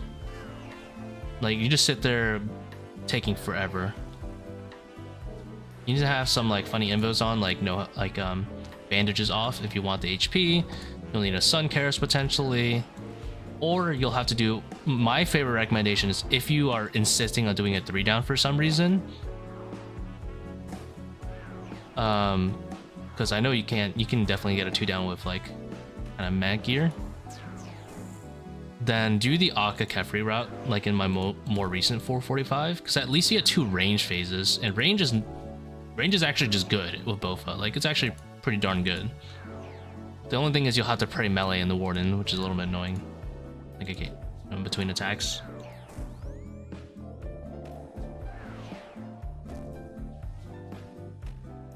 When do you bring Ultor Ring versus Lightbearer? So, about that specific question is in the FAQ. When overly draining is on, pretty much. I am prepared for all the questions.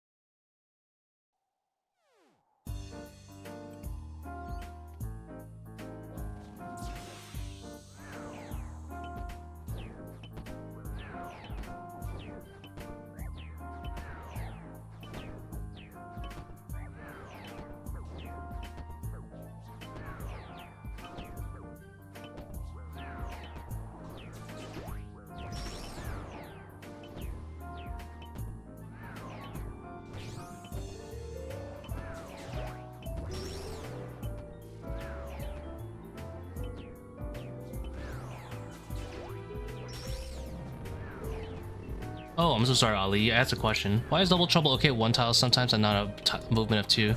How do you recognize where one tile doesn't leave an orb on the tile you're on? TLDR, if you end with a odd movement, you'll be doomed. And one tile is also fine if you're turning last second. So it's best to actually understand for double trouble how the mechanic itself works to understand why sometimes you can move one and sometimes you can't move two. The way double trouble works for Akkha is that when you make a movement, it always places an orb one tile ahead of where you land and the tile that you were on before you moved. This means that if you keep moving in the same direction, as long as you move in tiles of 2, you'll be fine. Moving a tile of 1 is also fine, but there is a scenario where if you were running, let's say 2 tiles, and then you walk 1, that is not fine. If you do the reverse method, which is not intuitive to player pathing, where you move 1 and then move 2, that's fine as well. So that's how I know sometimes I can do a walk into a run, but I can't do a run into a walk. Now, I can also do the 2 and 1 if I make the 1 in a different direction. So the only tile that the orb actually gets dropped on when I run 2 and then walk 1 is that one over there. Oh my god, almost ran into a bomb explaining. So if I do a last second turn diagonally, move back, like not backwards, but like turn anywhere and move in a direction that is not toward where I just ran, then I'll be fine too.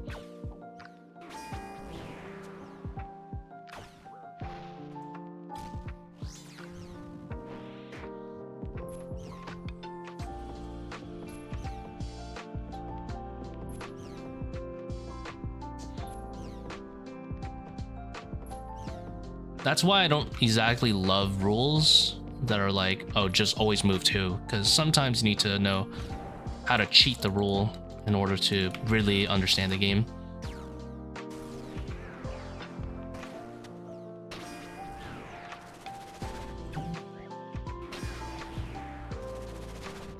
Why don't you see the thrall you spawn? I have it on entity hider, so I don't see it.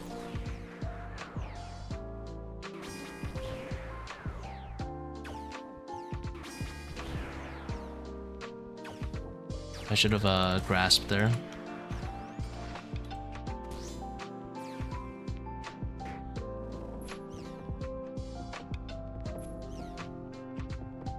You could also use better. I know a lot of people do better NPC highlights. They entity hide the thrall and then they re-highlight the invisible version of it, so just so they kind of know it's out.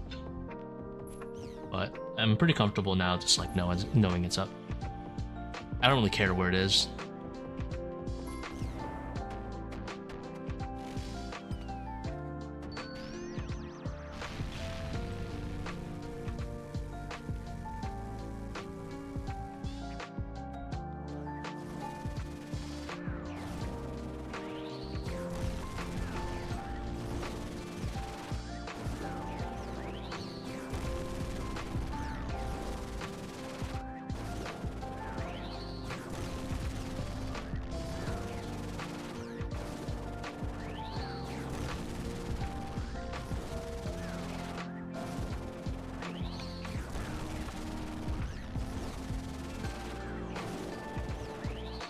I would have paid your fee, so nah, don't worry about it. I got 700 mil in the desk coffer.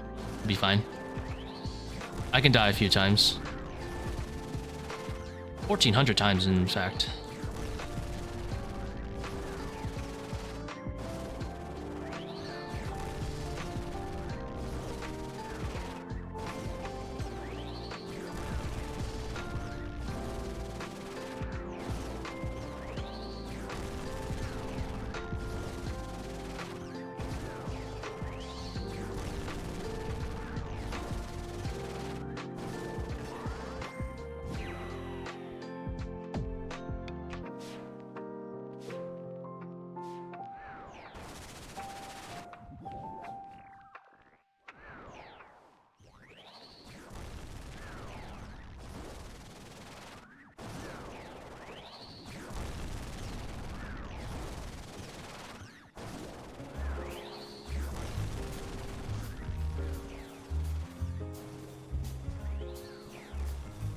A little bit louder, it's okay.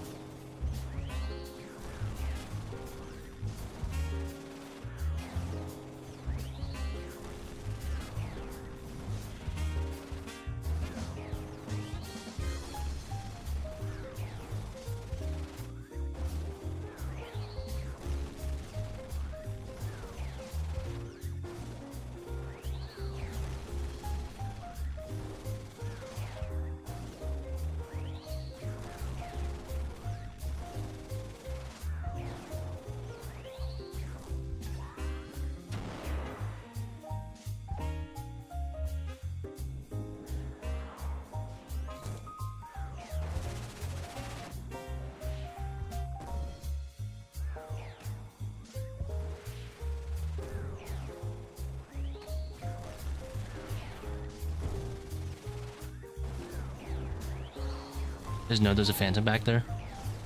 It's T-posing.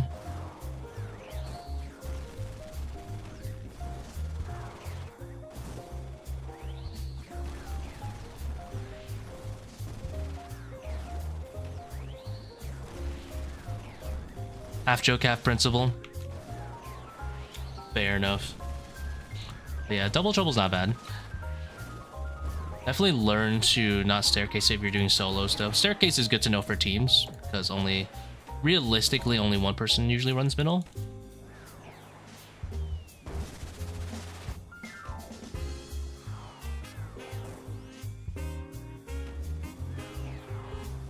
And everyone else staircases, but staircase is really good. Is really bad to know for solos, specifically just because you can't hit shadows when they're up with staircase.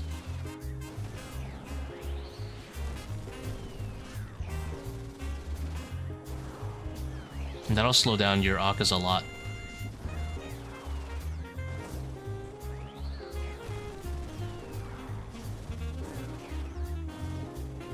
Although, I mean, there are ways to make it work in teams. If people just all joined like a party and like pinged where they were going, like I'm going here, or whatever, then everyone could run middle while hitting.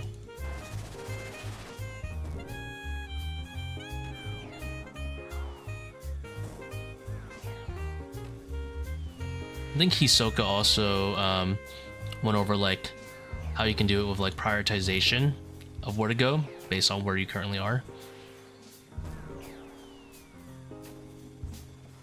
so that people always land up in like the same tile or something.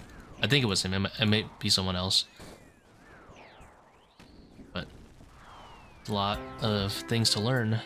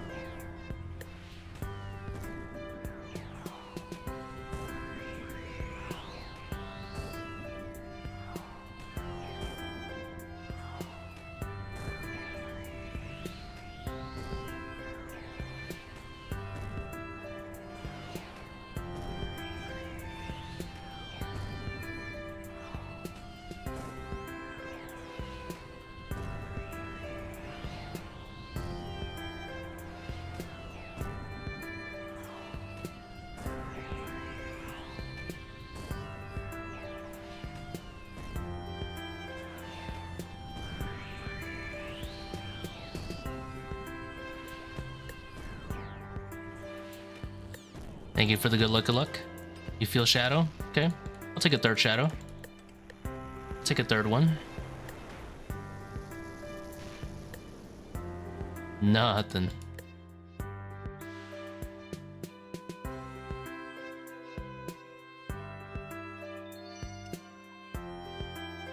Never lucky, right guys? I don't know. Never lucky. Oh. Can't believe it. I meant this next right? Sure. I don't know. Seems a little sus. How can I really believe you?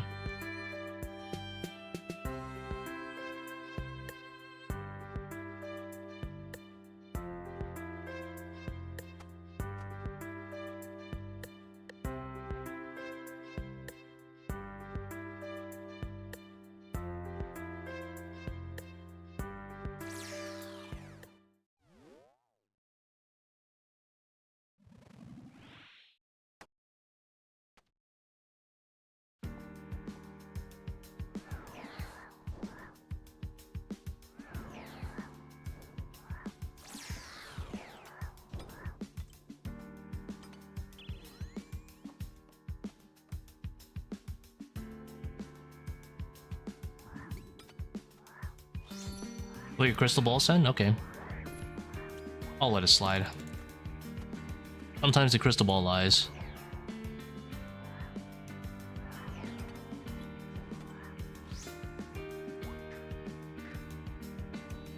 Okay, so this baboon, we can do this. Watch. Never mind, I messed it up. I didn't line it up right. I could have blown him up too.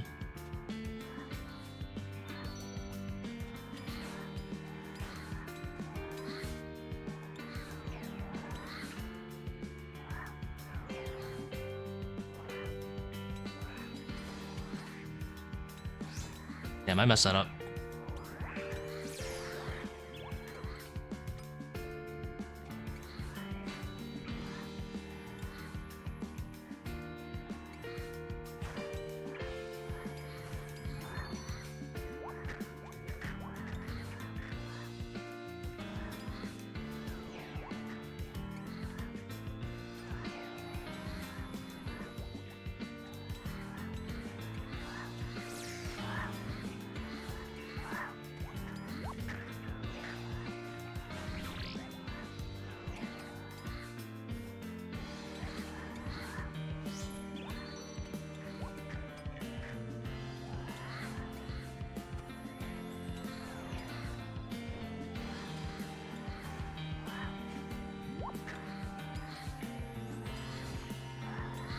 I'm gonna play better on this, these shamans here.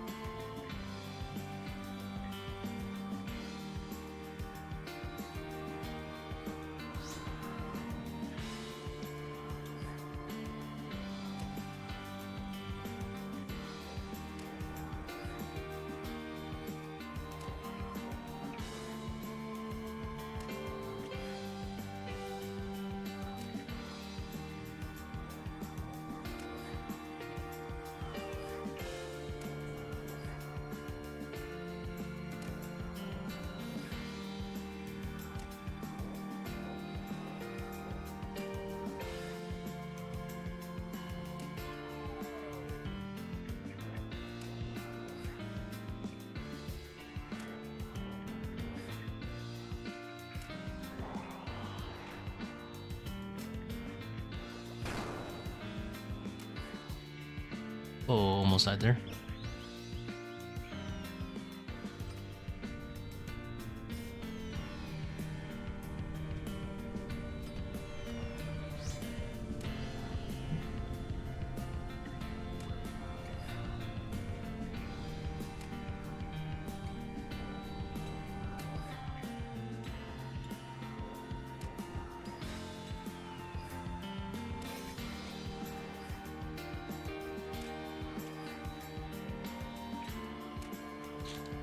That one's blocking the sarcophagus, so I'm gonna leave that one.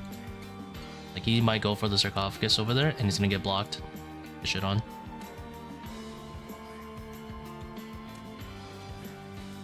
My brain has so many folds in it, you don't even understand.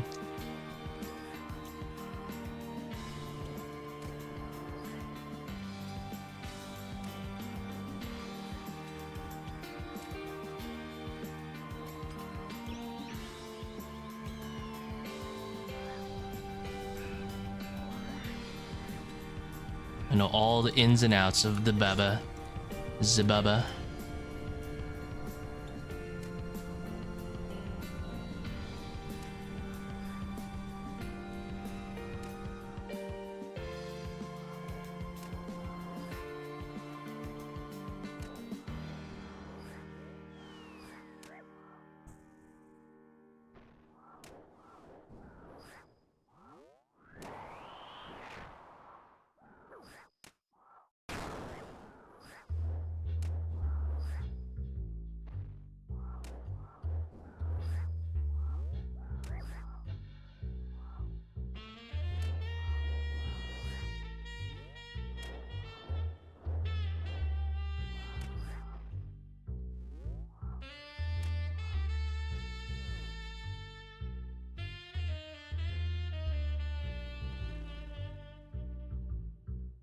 Alright, if I get like a 430 Kephri, this could be PB.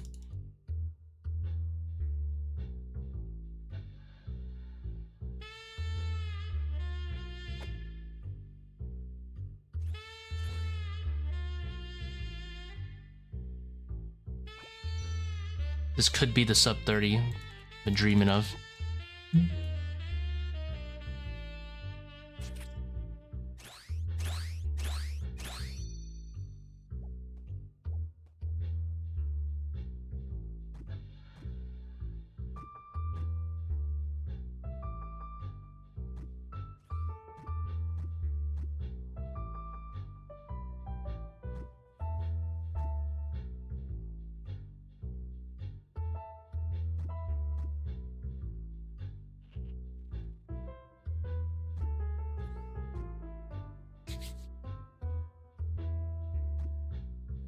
People can't even break sub 31 with the bugged 100% accuracy Fang. I'm gonna break it with a regular Fang. Watch.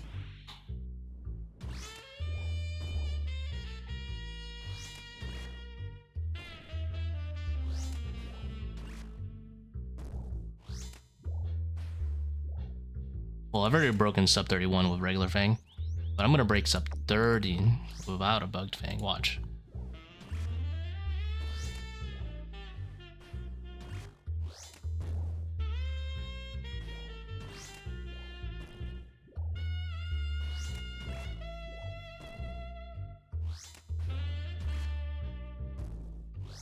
Alright, it's doomed. Wait. There is hope. It's doomed.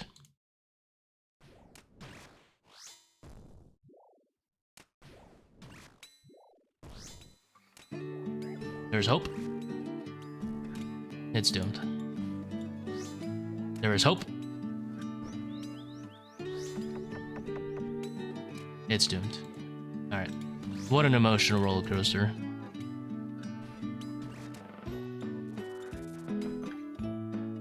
It's over. Oh, there's hope. It's doomed. We missed its swarm.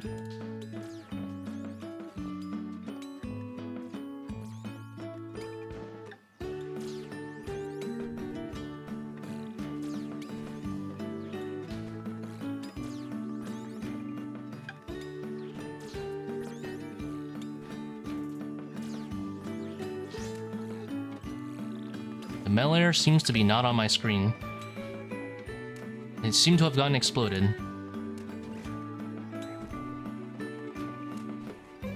Mr. Streamer's throwing. It's over, bro.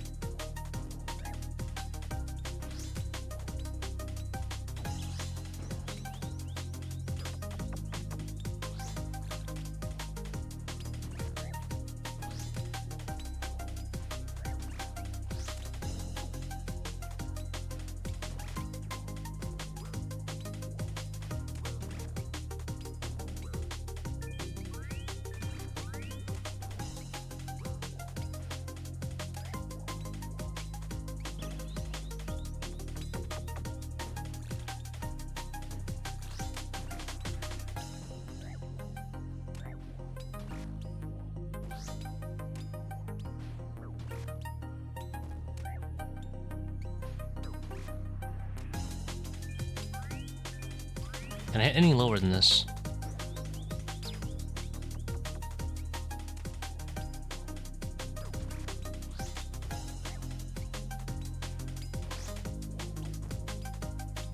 The answer is yes. It's Joe, bro. Oh well.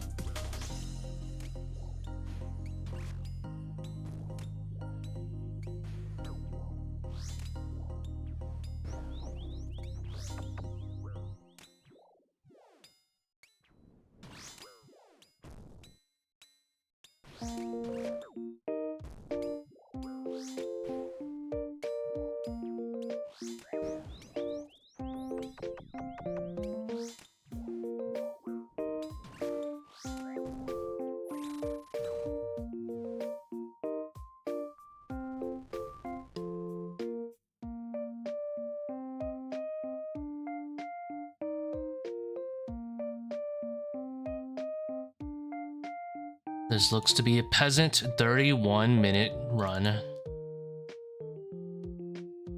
Honestly, it's level 4 Akkha too. It's probably so doomed.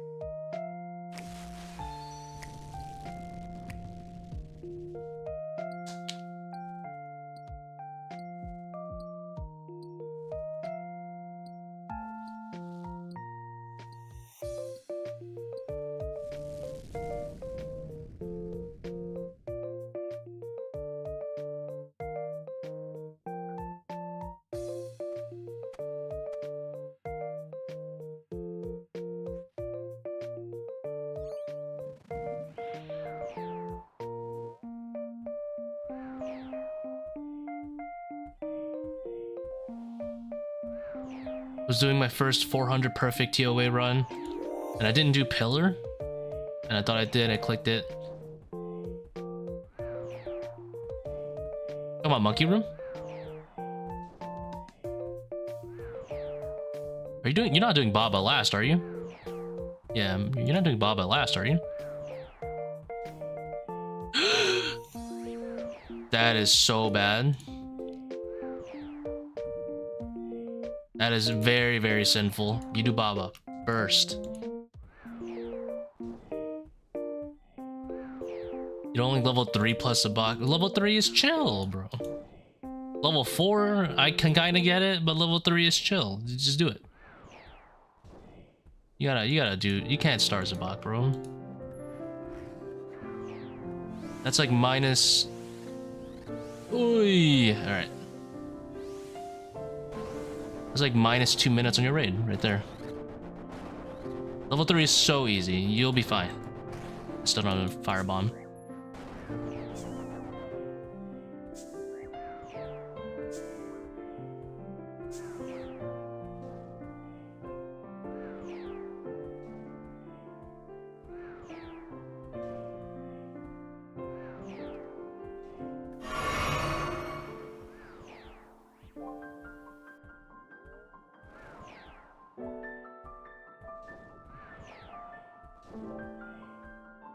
Lost a tick, but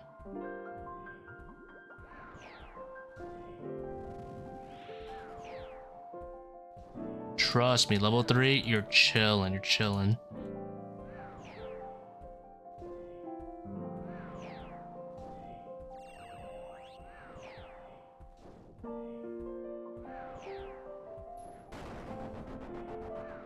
You lose so much damage not being salted for Zebak.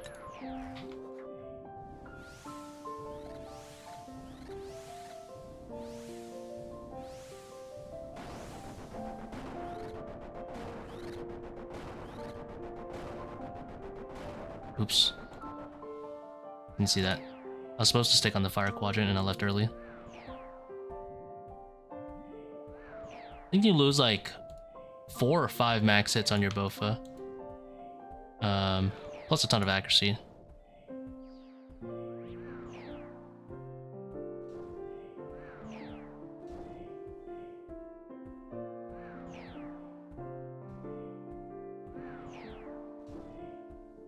Not being salted, that is.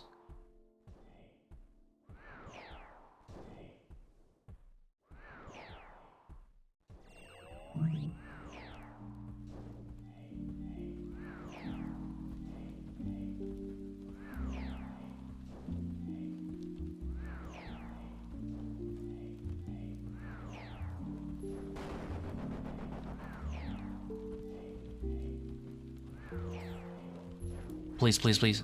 Please. No, it's small. Sadness.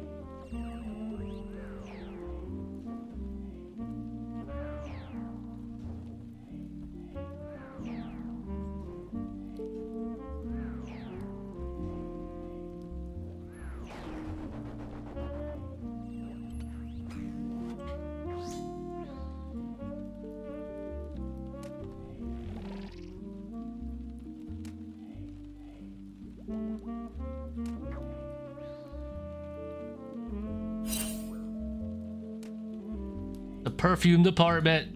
Alright.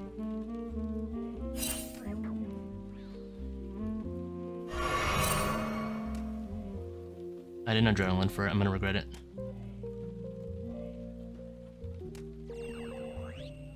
Alright, didn't regret it.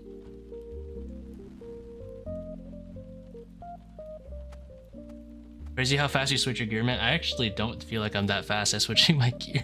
There are a lot of people who are way, way faster than I am. It's just, I always have to order like nicely memorized in my head, so I always kind of know where to click. But in terms of click speed, I'm not that fast actually.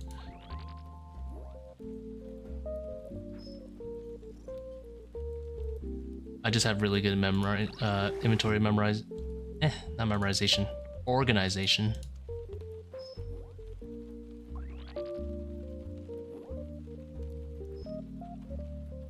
One take 9-way that shit right now. Can't even one take a 4-way, bro.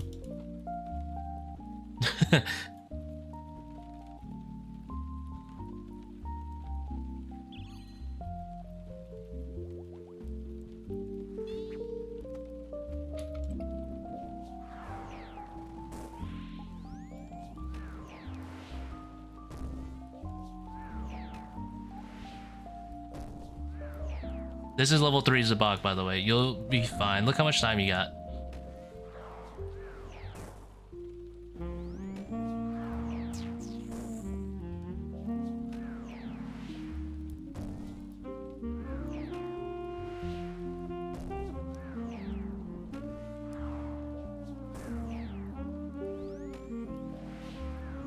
Yeah, just remember, you put on your prayers when the projectile is about to hit you.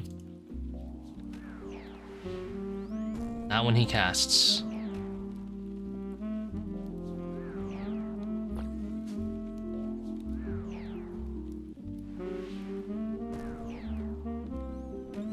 All right.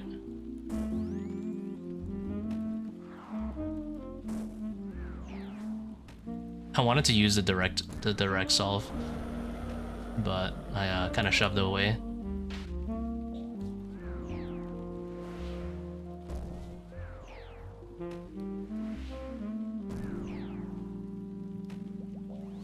No salt for Zebak anyway? No, that's not how that works, man. You use the salt when you start Akkha, and then you just put on preserve, and it'll, when the salt runs out, it doesn't go down to 99 specs, 99 stats. It goes down to not, you know, like 124. It's not like overloads or drains. Like, look, my salt's gonna run out right now. It's just gonna go down to 124. It's still way, way better than 112.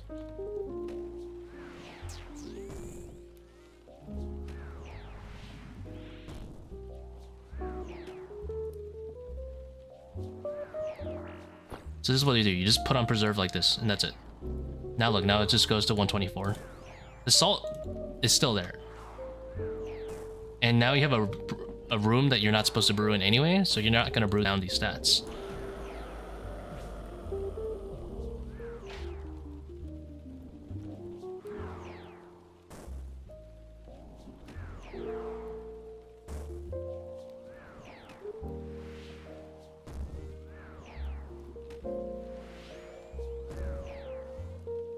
There is no justification behind Zebak. First, pretty much unless you're doing like a 600 raid.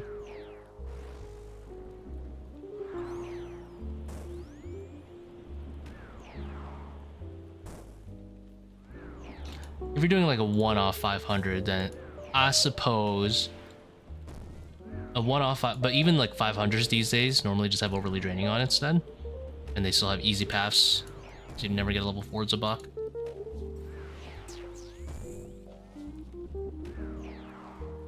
How's it going, Luna? It's going, it's going.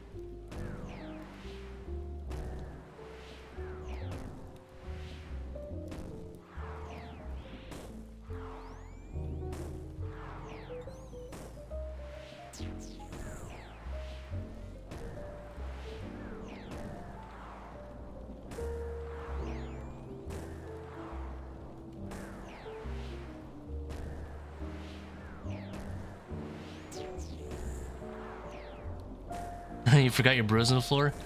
Hey, you could have forgotten them at the water puzzle too.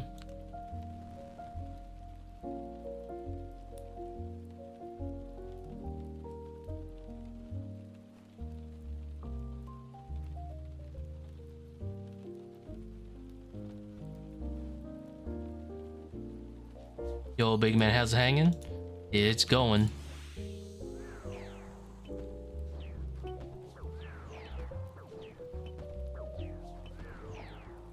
A pretty good RNG these days. Got a solo shadow last night, and then this morning got another solo shadow.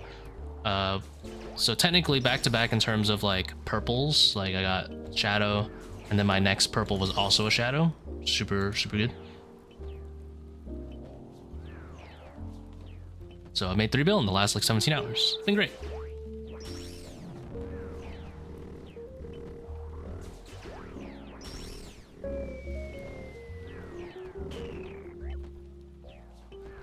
Turns out 540s do in fact print money.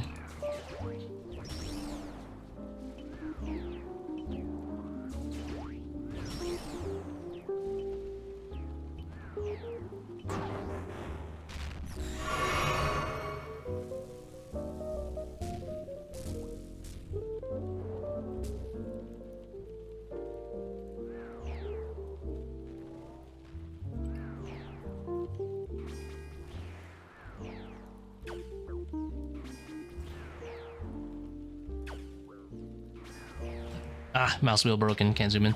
Oh, this is why I like doing P2 like this on the corner, because you just AFK for this attack. Super chill.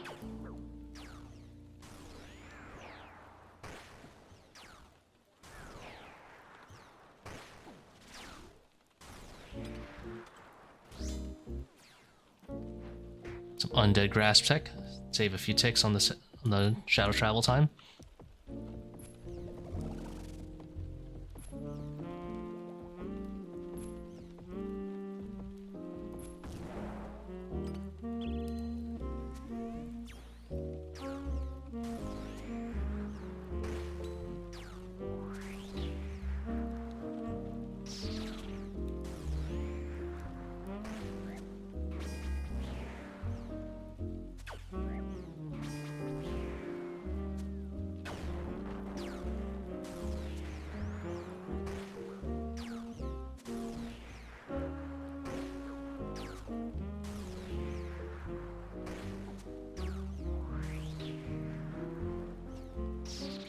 Save a tick on the Tbow travel time too.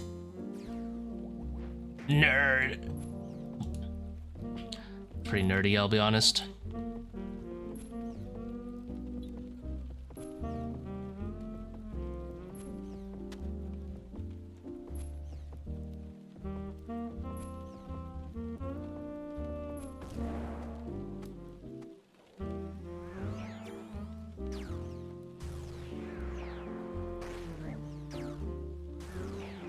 Ah, didn't resummon my thrall.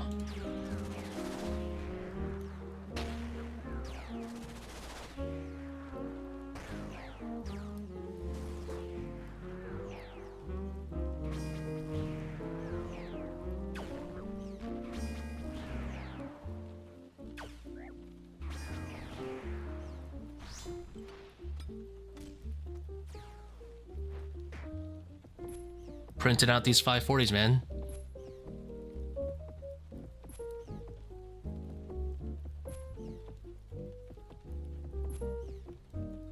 The ToA bots are made after me.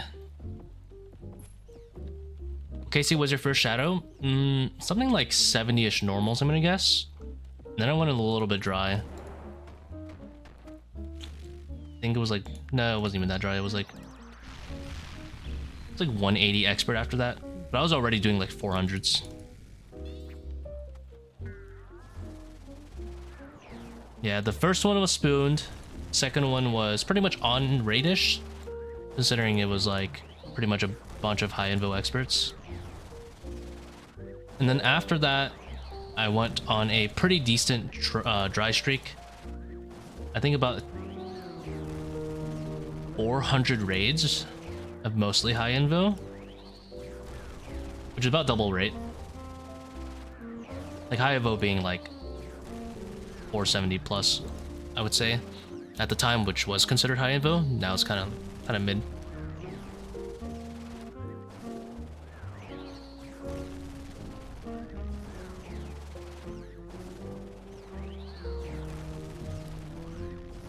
And then I had a very large dry streak from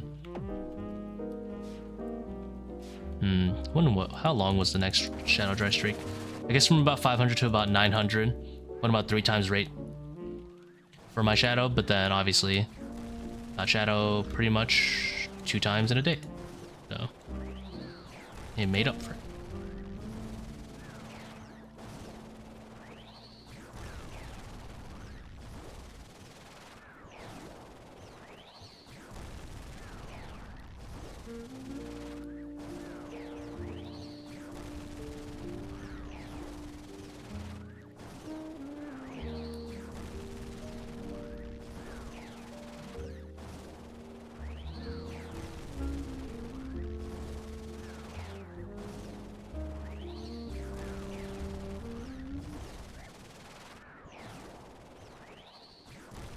It's not my playlist. I really like this song, this like track, but it's not my playlist, and I can't play it. Oops. Oopsie, I wasn't paying attention. I had to reset my playlist. YouTube bugged out and didn't keep my playlist going.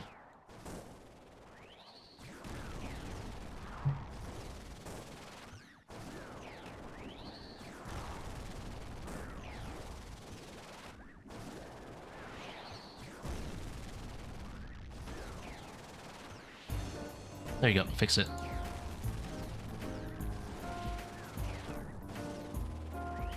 Why in Bone Dagger over BGS, can you explain in detail? So I actually have an FAQ about this in the video description that goes pretty in depth about it. Pretty much BGS accuracy is terrible. Overly draining's on anyway, so I can only compare like one BGS to one Bone Dagger. And in that case, Bone Dagger is going to be better when you're comparing them on a 1-to-1 scale.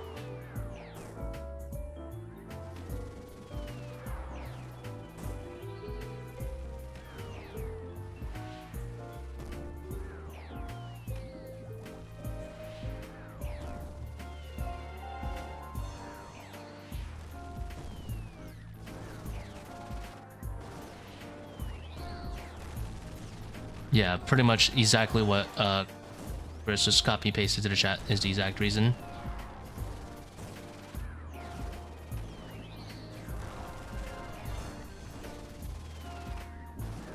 Well, I'll give you something that's about 1:30 a.m. Good night, good luck. Thank you very much, man. Masori body, I'll take it. Been pretty spoon. I can't expect the third shadow.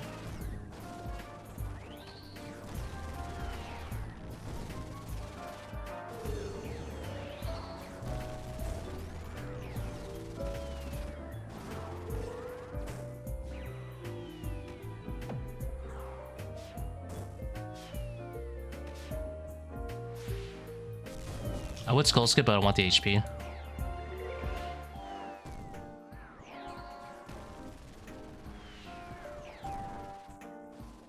Yeah, if you don't have a BGS, Bone Dagger is still like your go-to. It's great. Would highly recommend.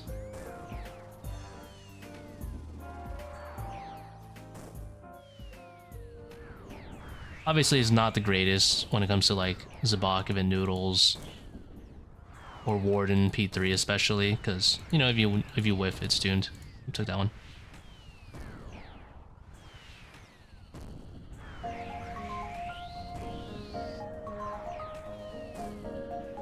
Oh, ran on that one a little early.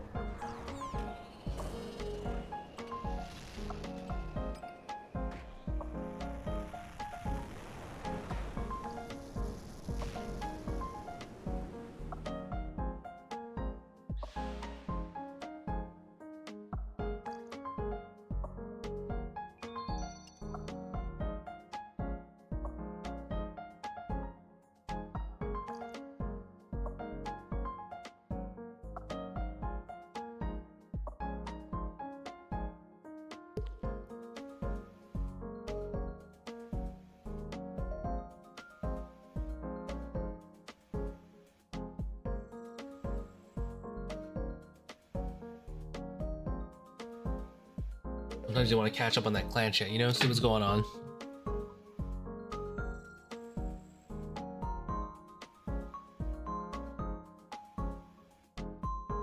In case you guys aren't in a clan, I do highly recommend you get into one. Doesn't have to be anyone in particular, but game is a lot more fun when you see other people playing. Dark mode teal. No, I'm using dark vanilla. Dark vanilla is the one I'm using.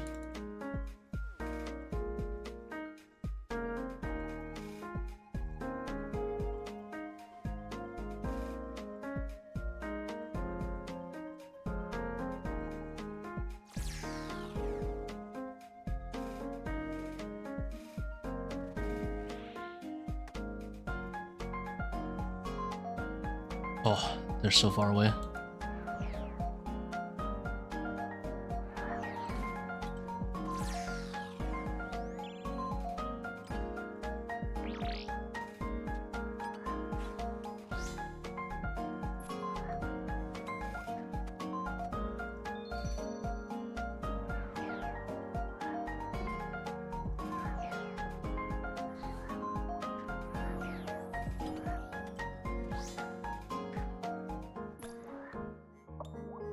I can greed this a little bit.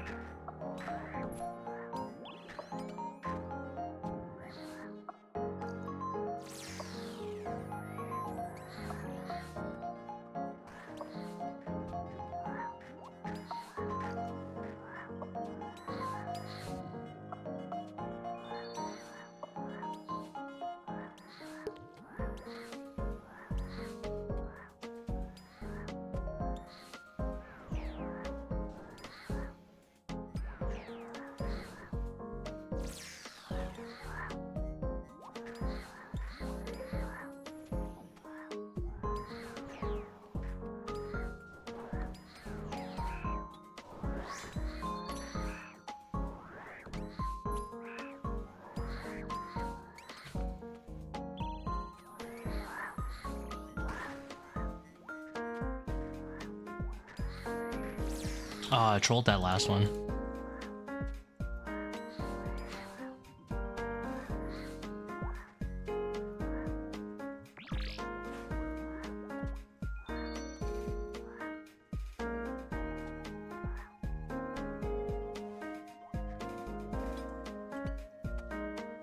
What in the Lord's name have I done to my switches?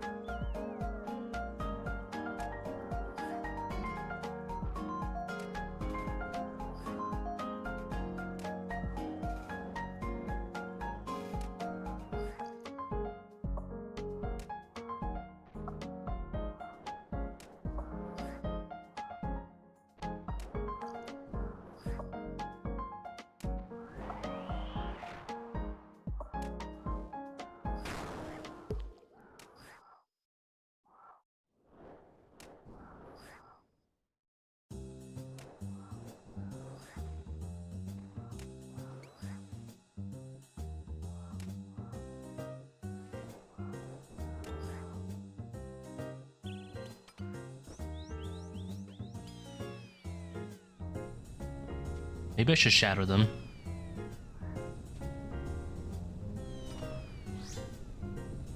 I punched.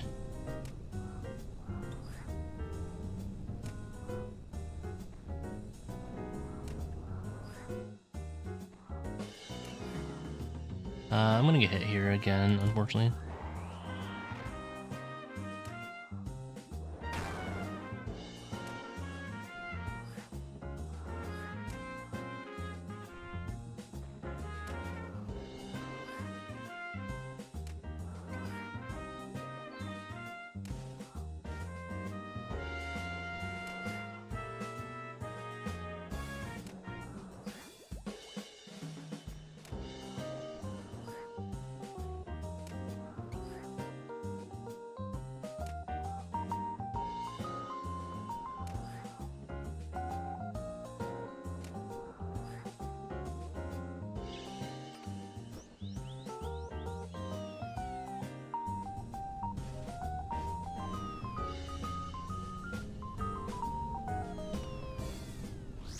Almost did it again. Punched him. Her.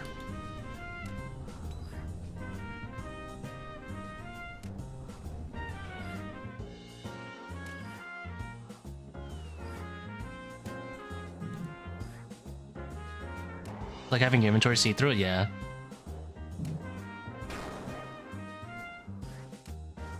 I am a transparent enjoyer.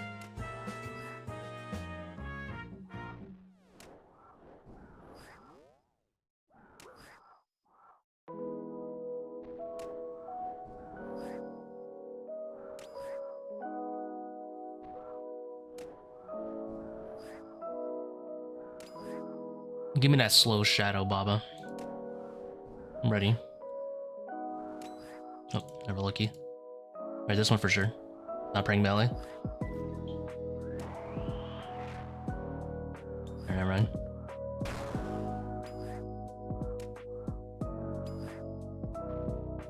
Why is that? I don't know. Why do some people like the color blue? They just do. We just do.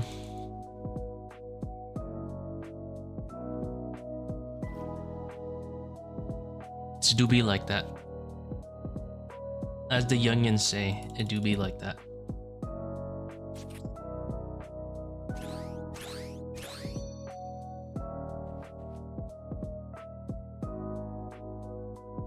Trying to better your UI? Yeah, it's completely up to you. For me, I always make my UI, if possible, as minimalistic as possible. Speaking of which, I don't know why he's that smart, but like at the same time, I want it to be very, very functional.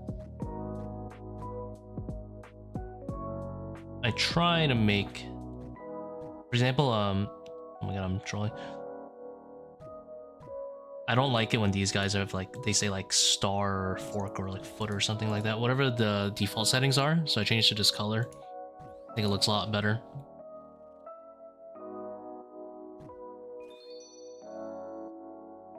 But it's completely preference. Like, you the boss of your own thing.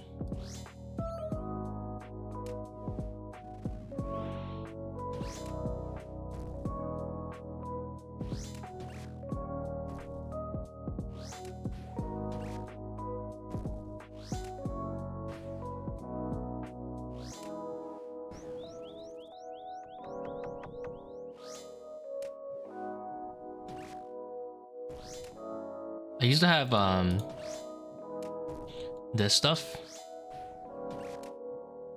on the left side here, but for streaming purposes I want to have like a chat open so people can, you know, if they're rewatching the VODs, they know what happened real time.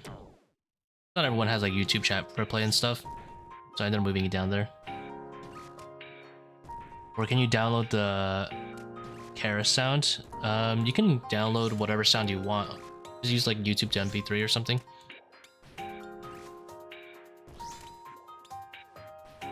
You might be able to find it on other websites.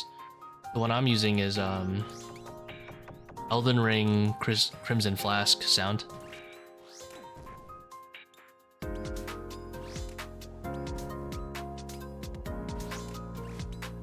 Sip.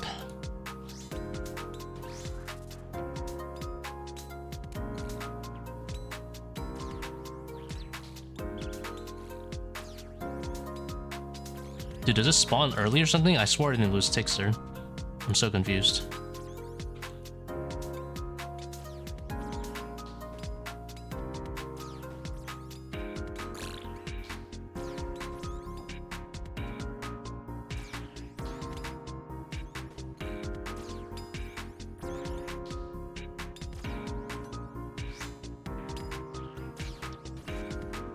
Oh, Bone Dagger rolled a 0-2. Unlucky. I wonder why I'm losing that first swarm sometimes. Did I lose a tick?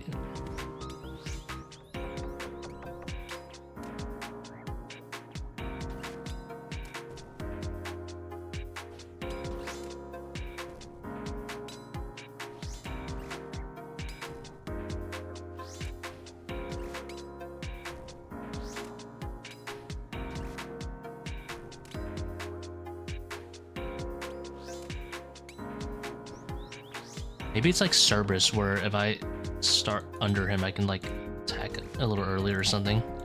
I think that's a thing for Cerberus. I'm gonna try starting like over there next time.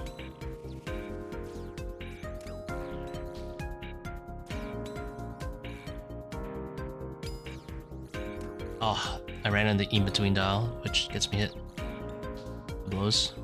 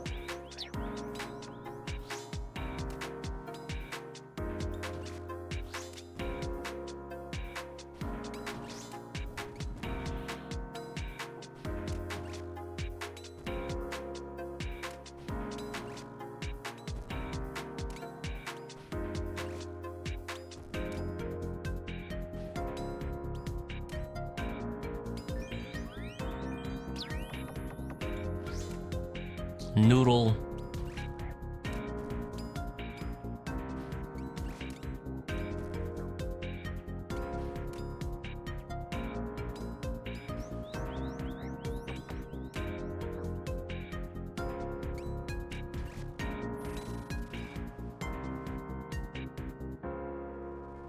I messed up a lot. I think I let two or three swarms go in. I need to figure out why I'm losing that tick in the beginning, because sometimes I nail that swarm and sometimes I don't. I swore it looks... I feel like I'm fanging twice off the rip.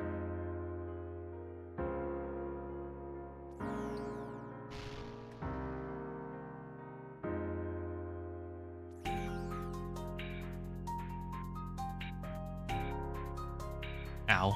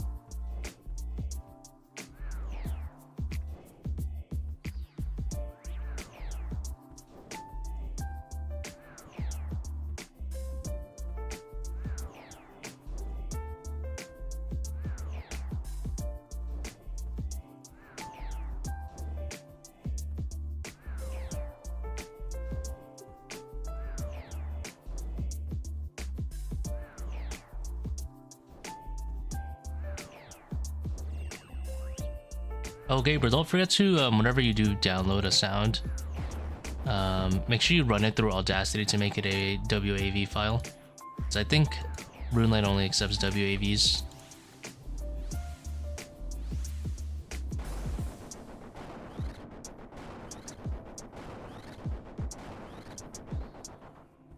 Ah.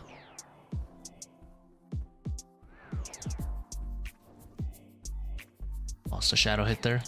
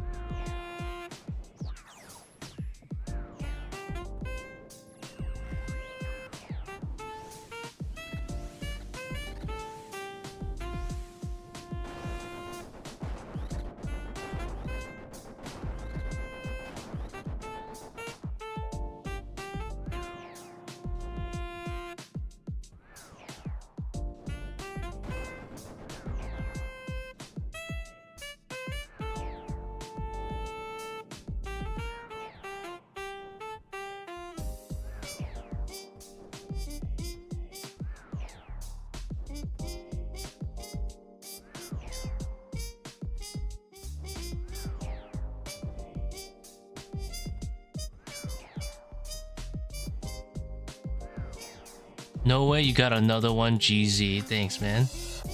Thank you for the GZ. We did in fact get another one.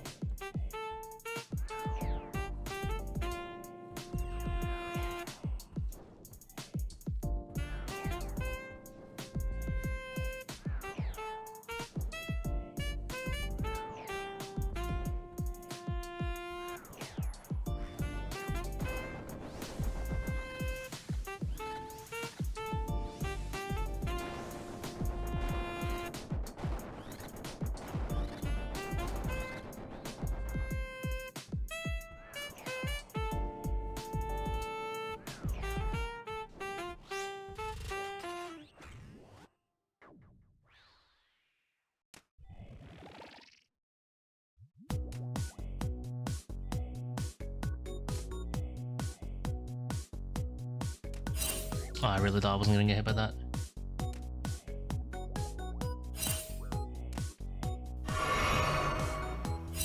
Bruh.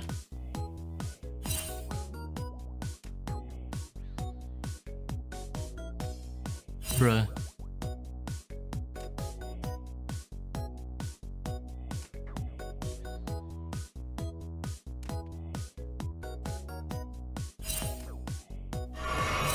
Make it stop.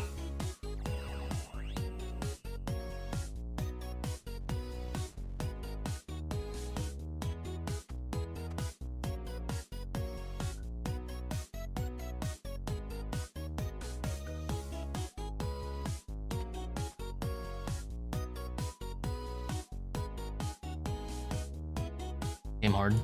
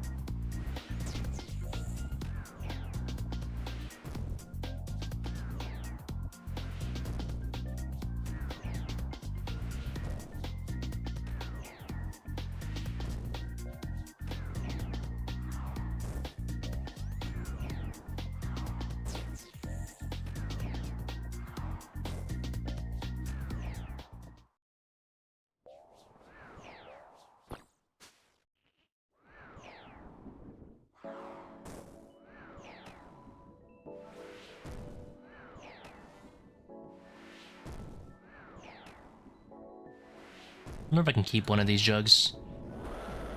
Nope.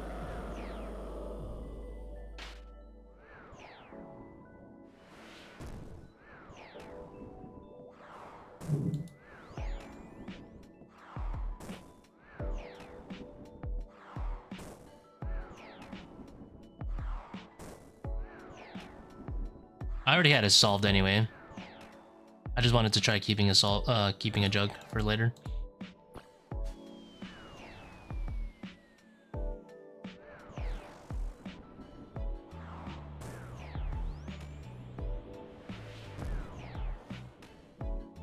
Oops, lost a tick.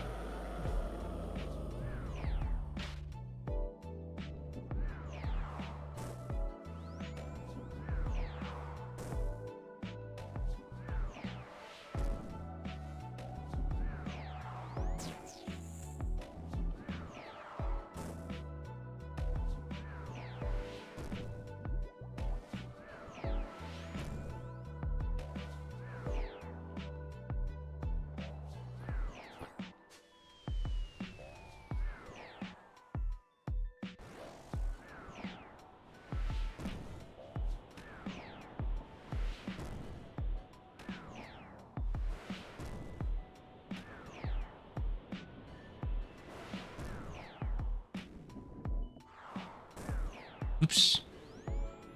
No one saw that.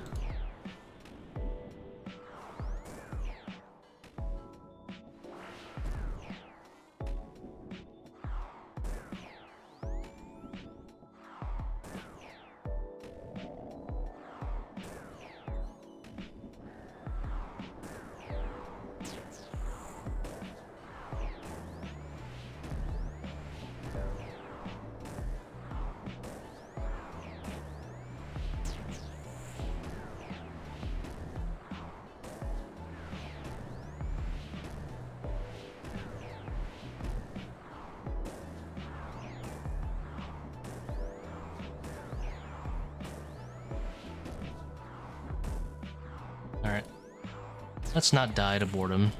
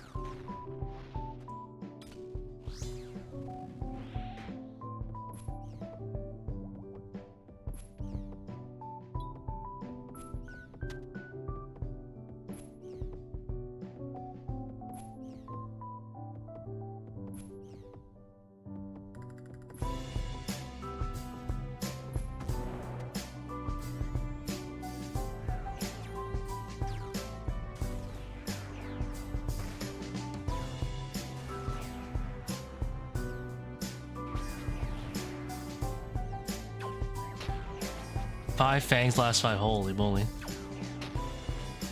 Fang to ring ratio. I hope you weren't like 10 to like 2. Well, I guess it's better now.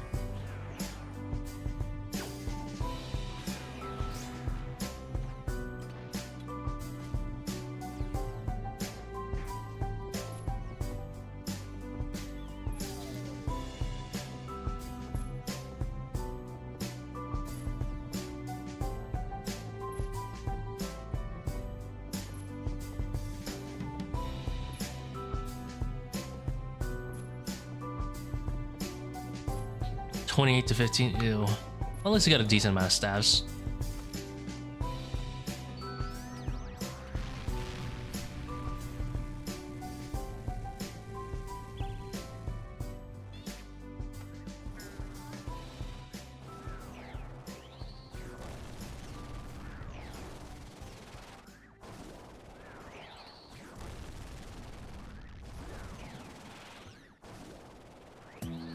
Lesson learned, probably Seercull from the back.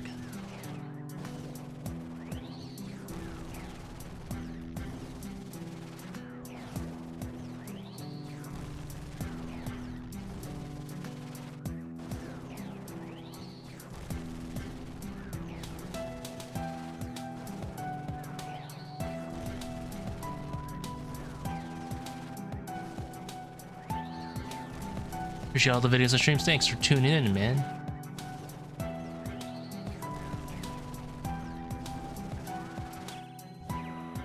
We're going to go ahead and hit the skulls because I want the HP.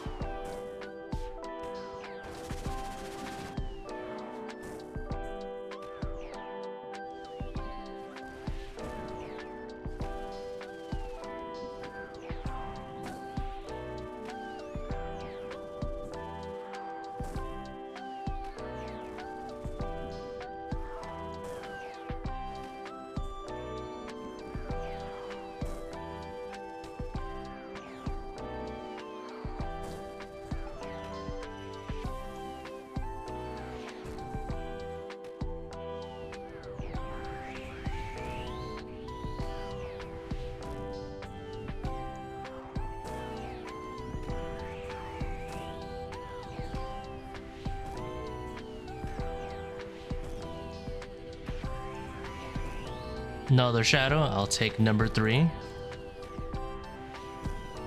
Would be appreciated.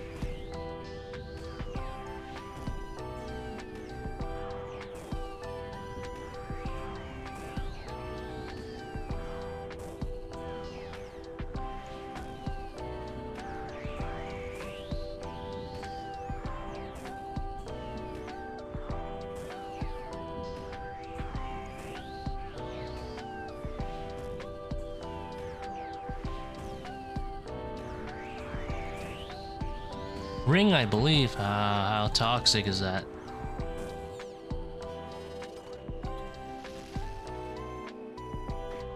We did just get a solo shadow on a 150.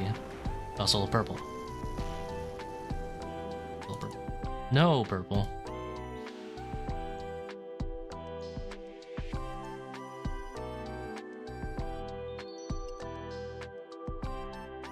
Well, can't complain, you know. Pull the shadow.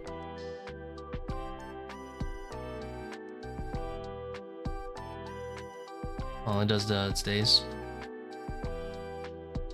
Loot tracker.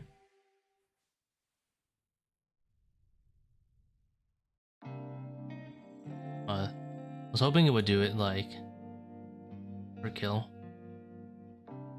yesterday too. Anyway, guys, I'm gonna call it there. That was a pretty good sesh.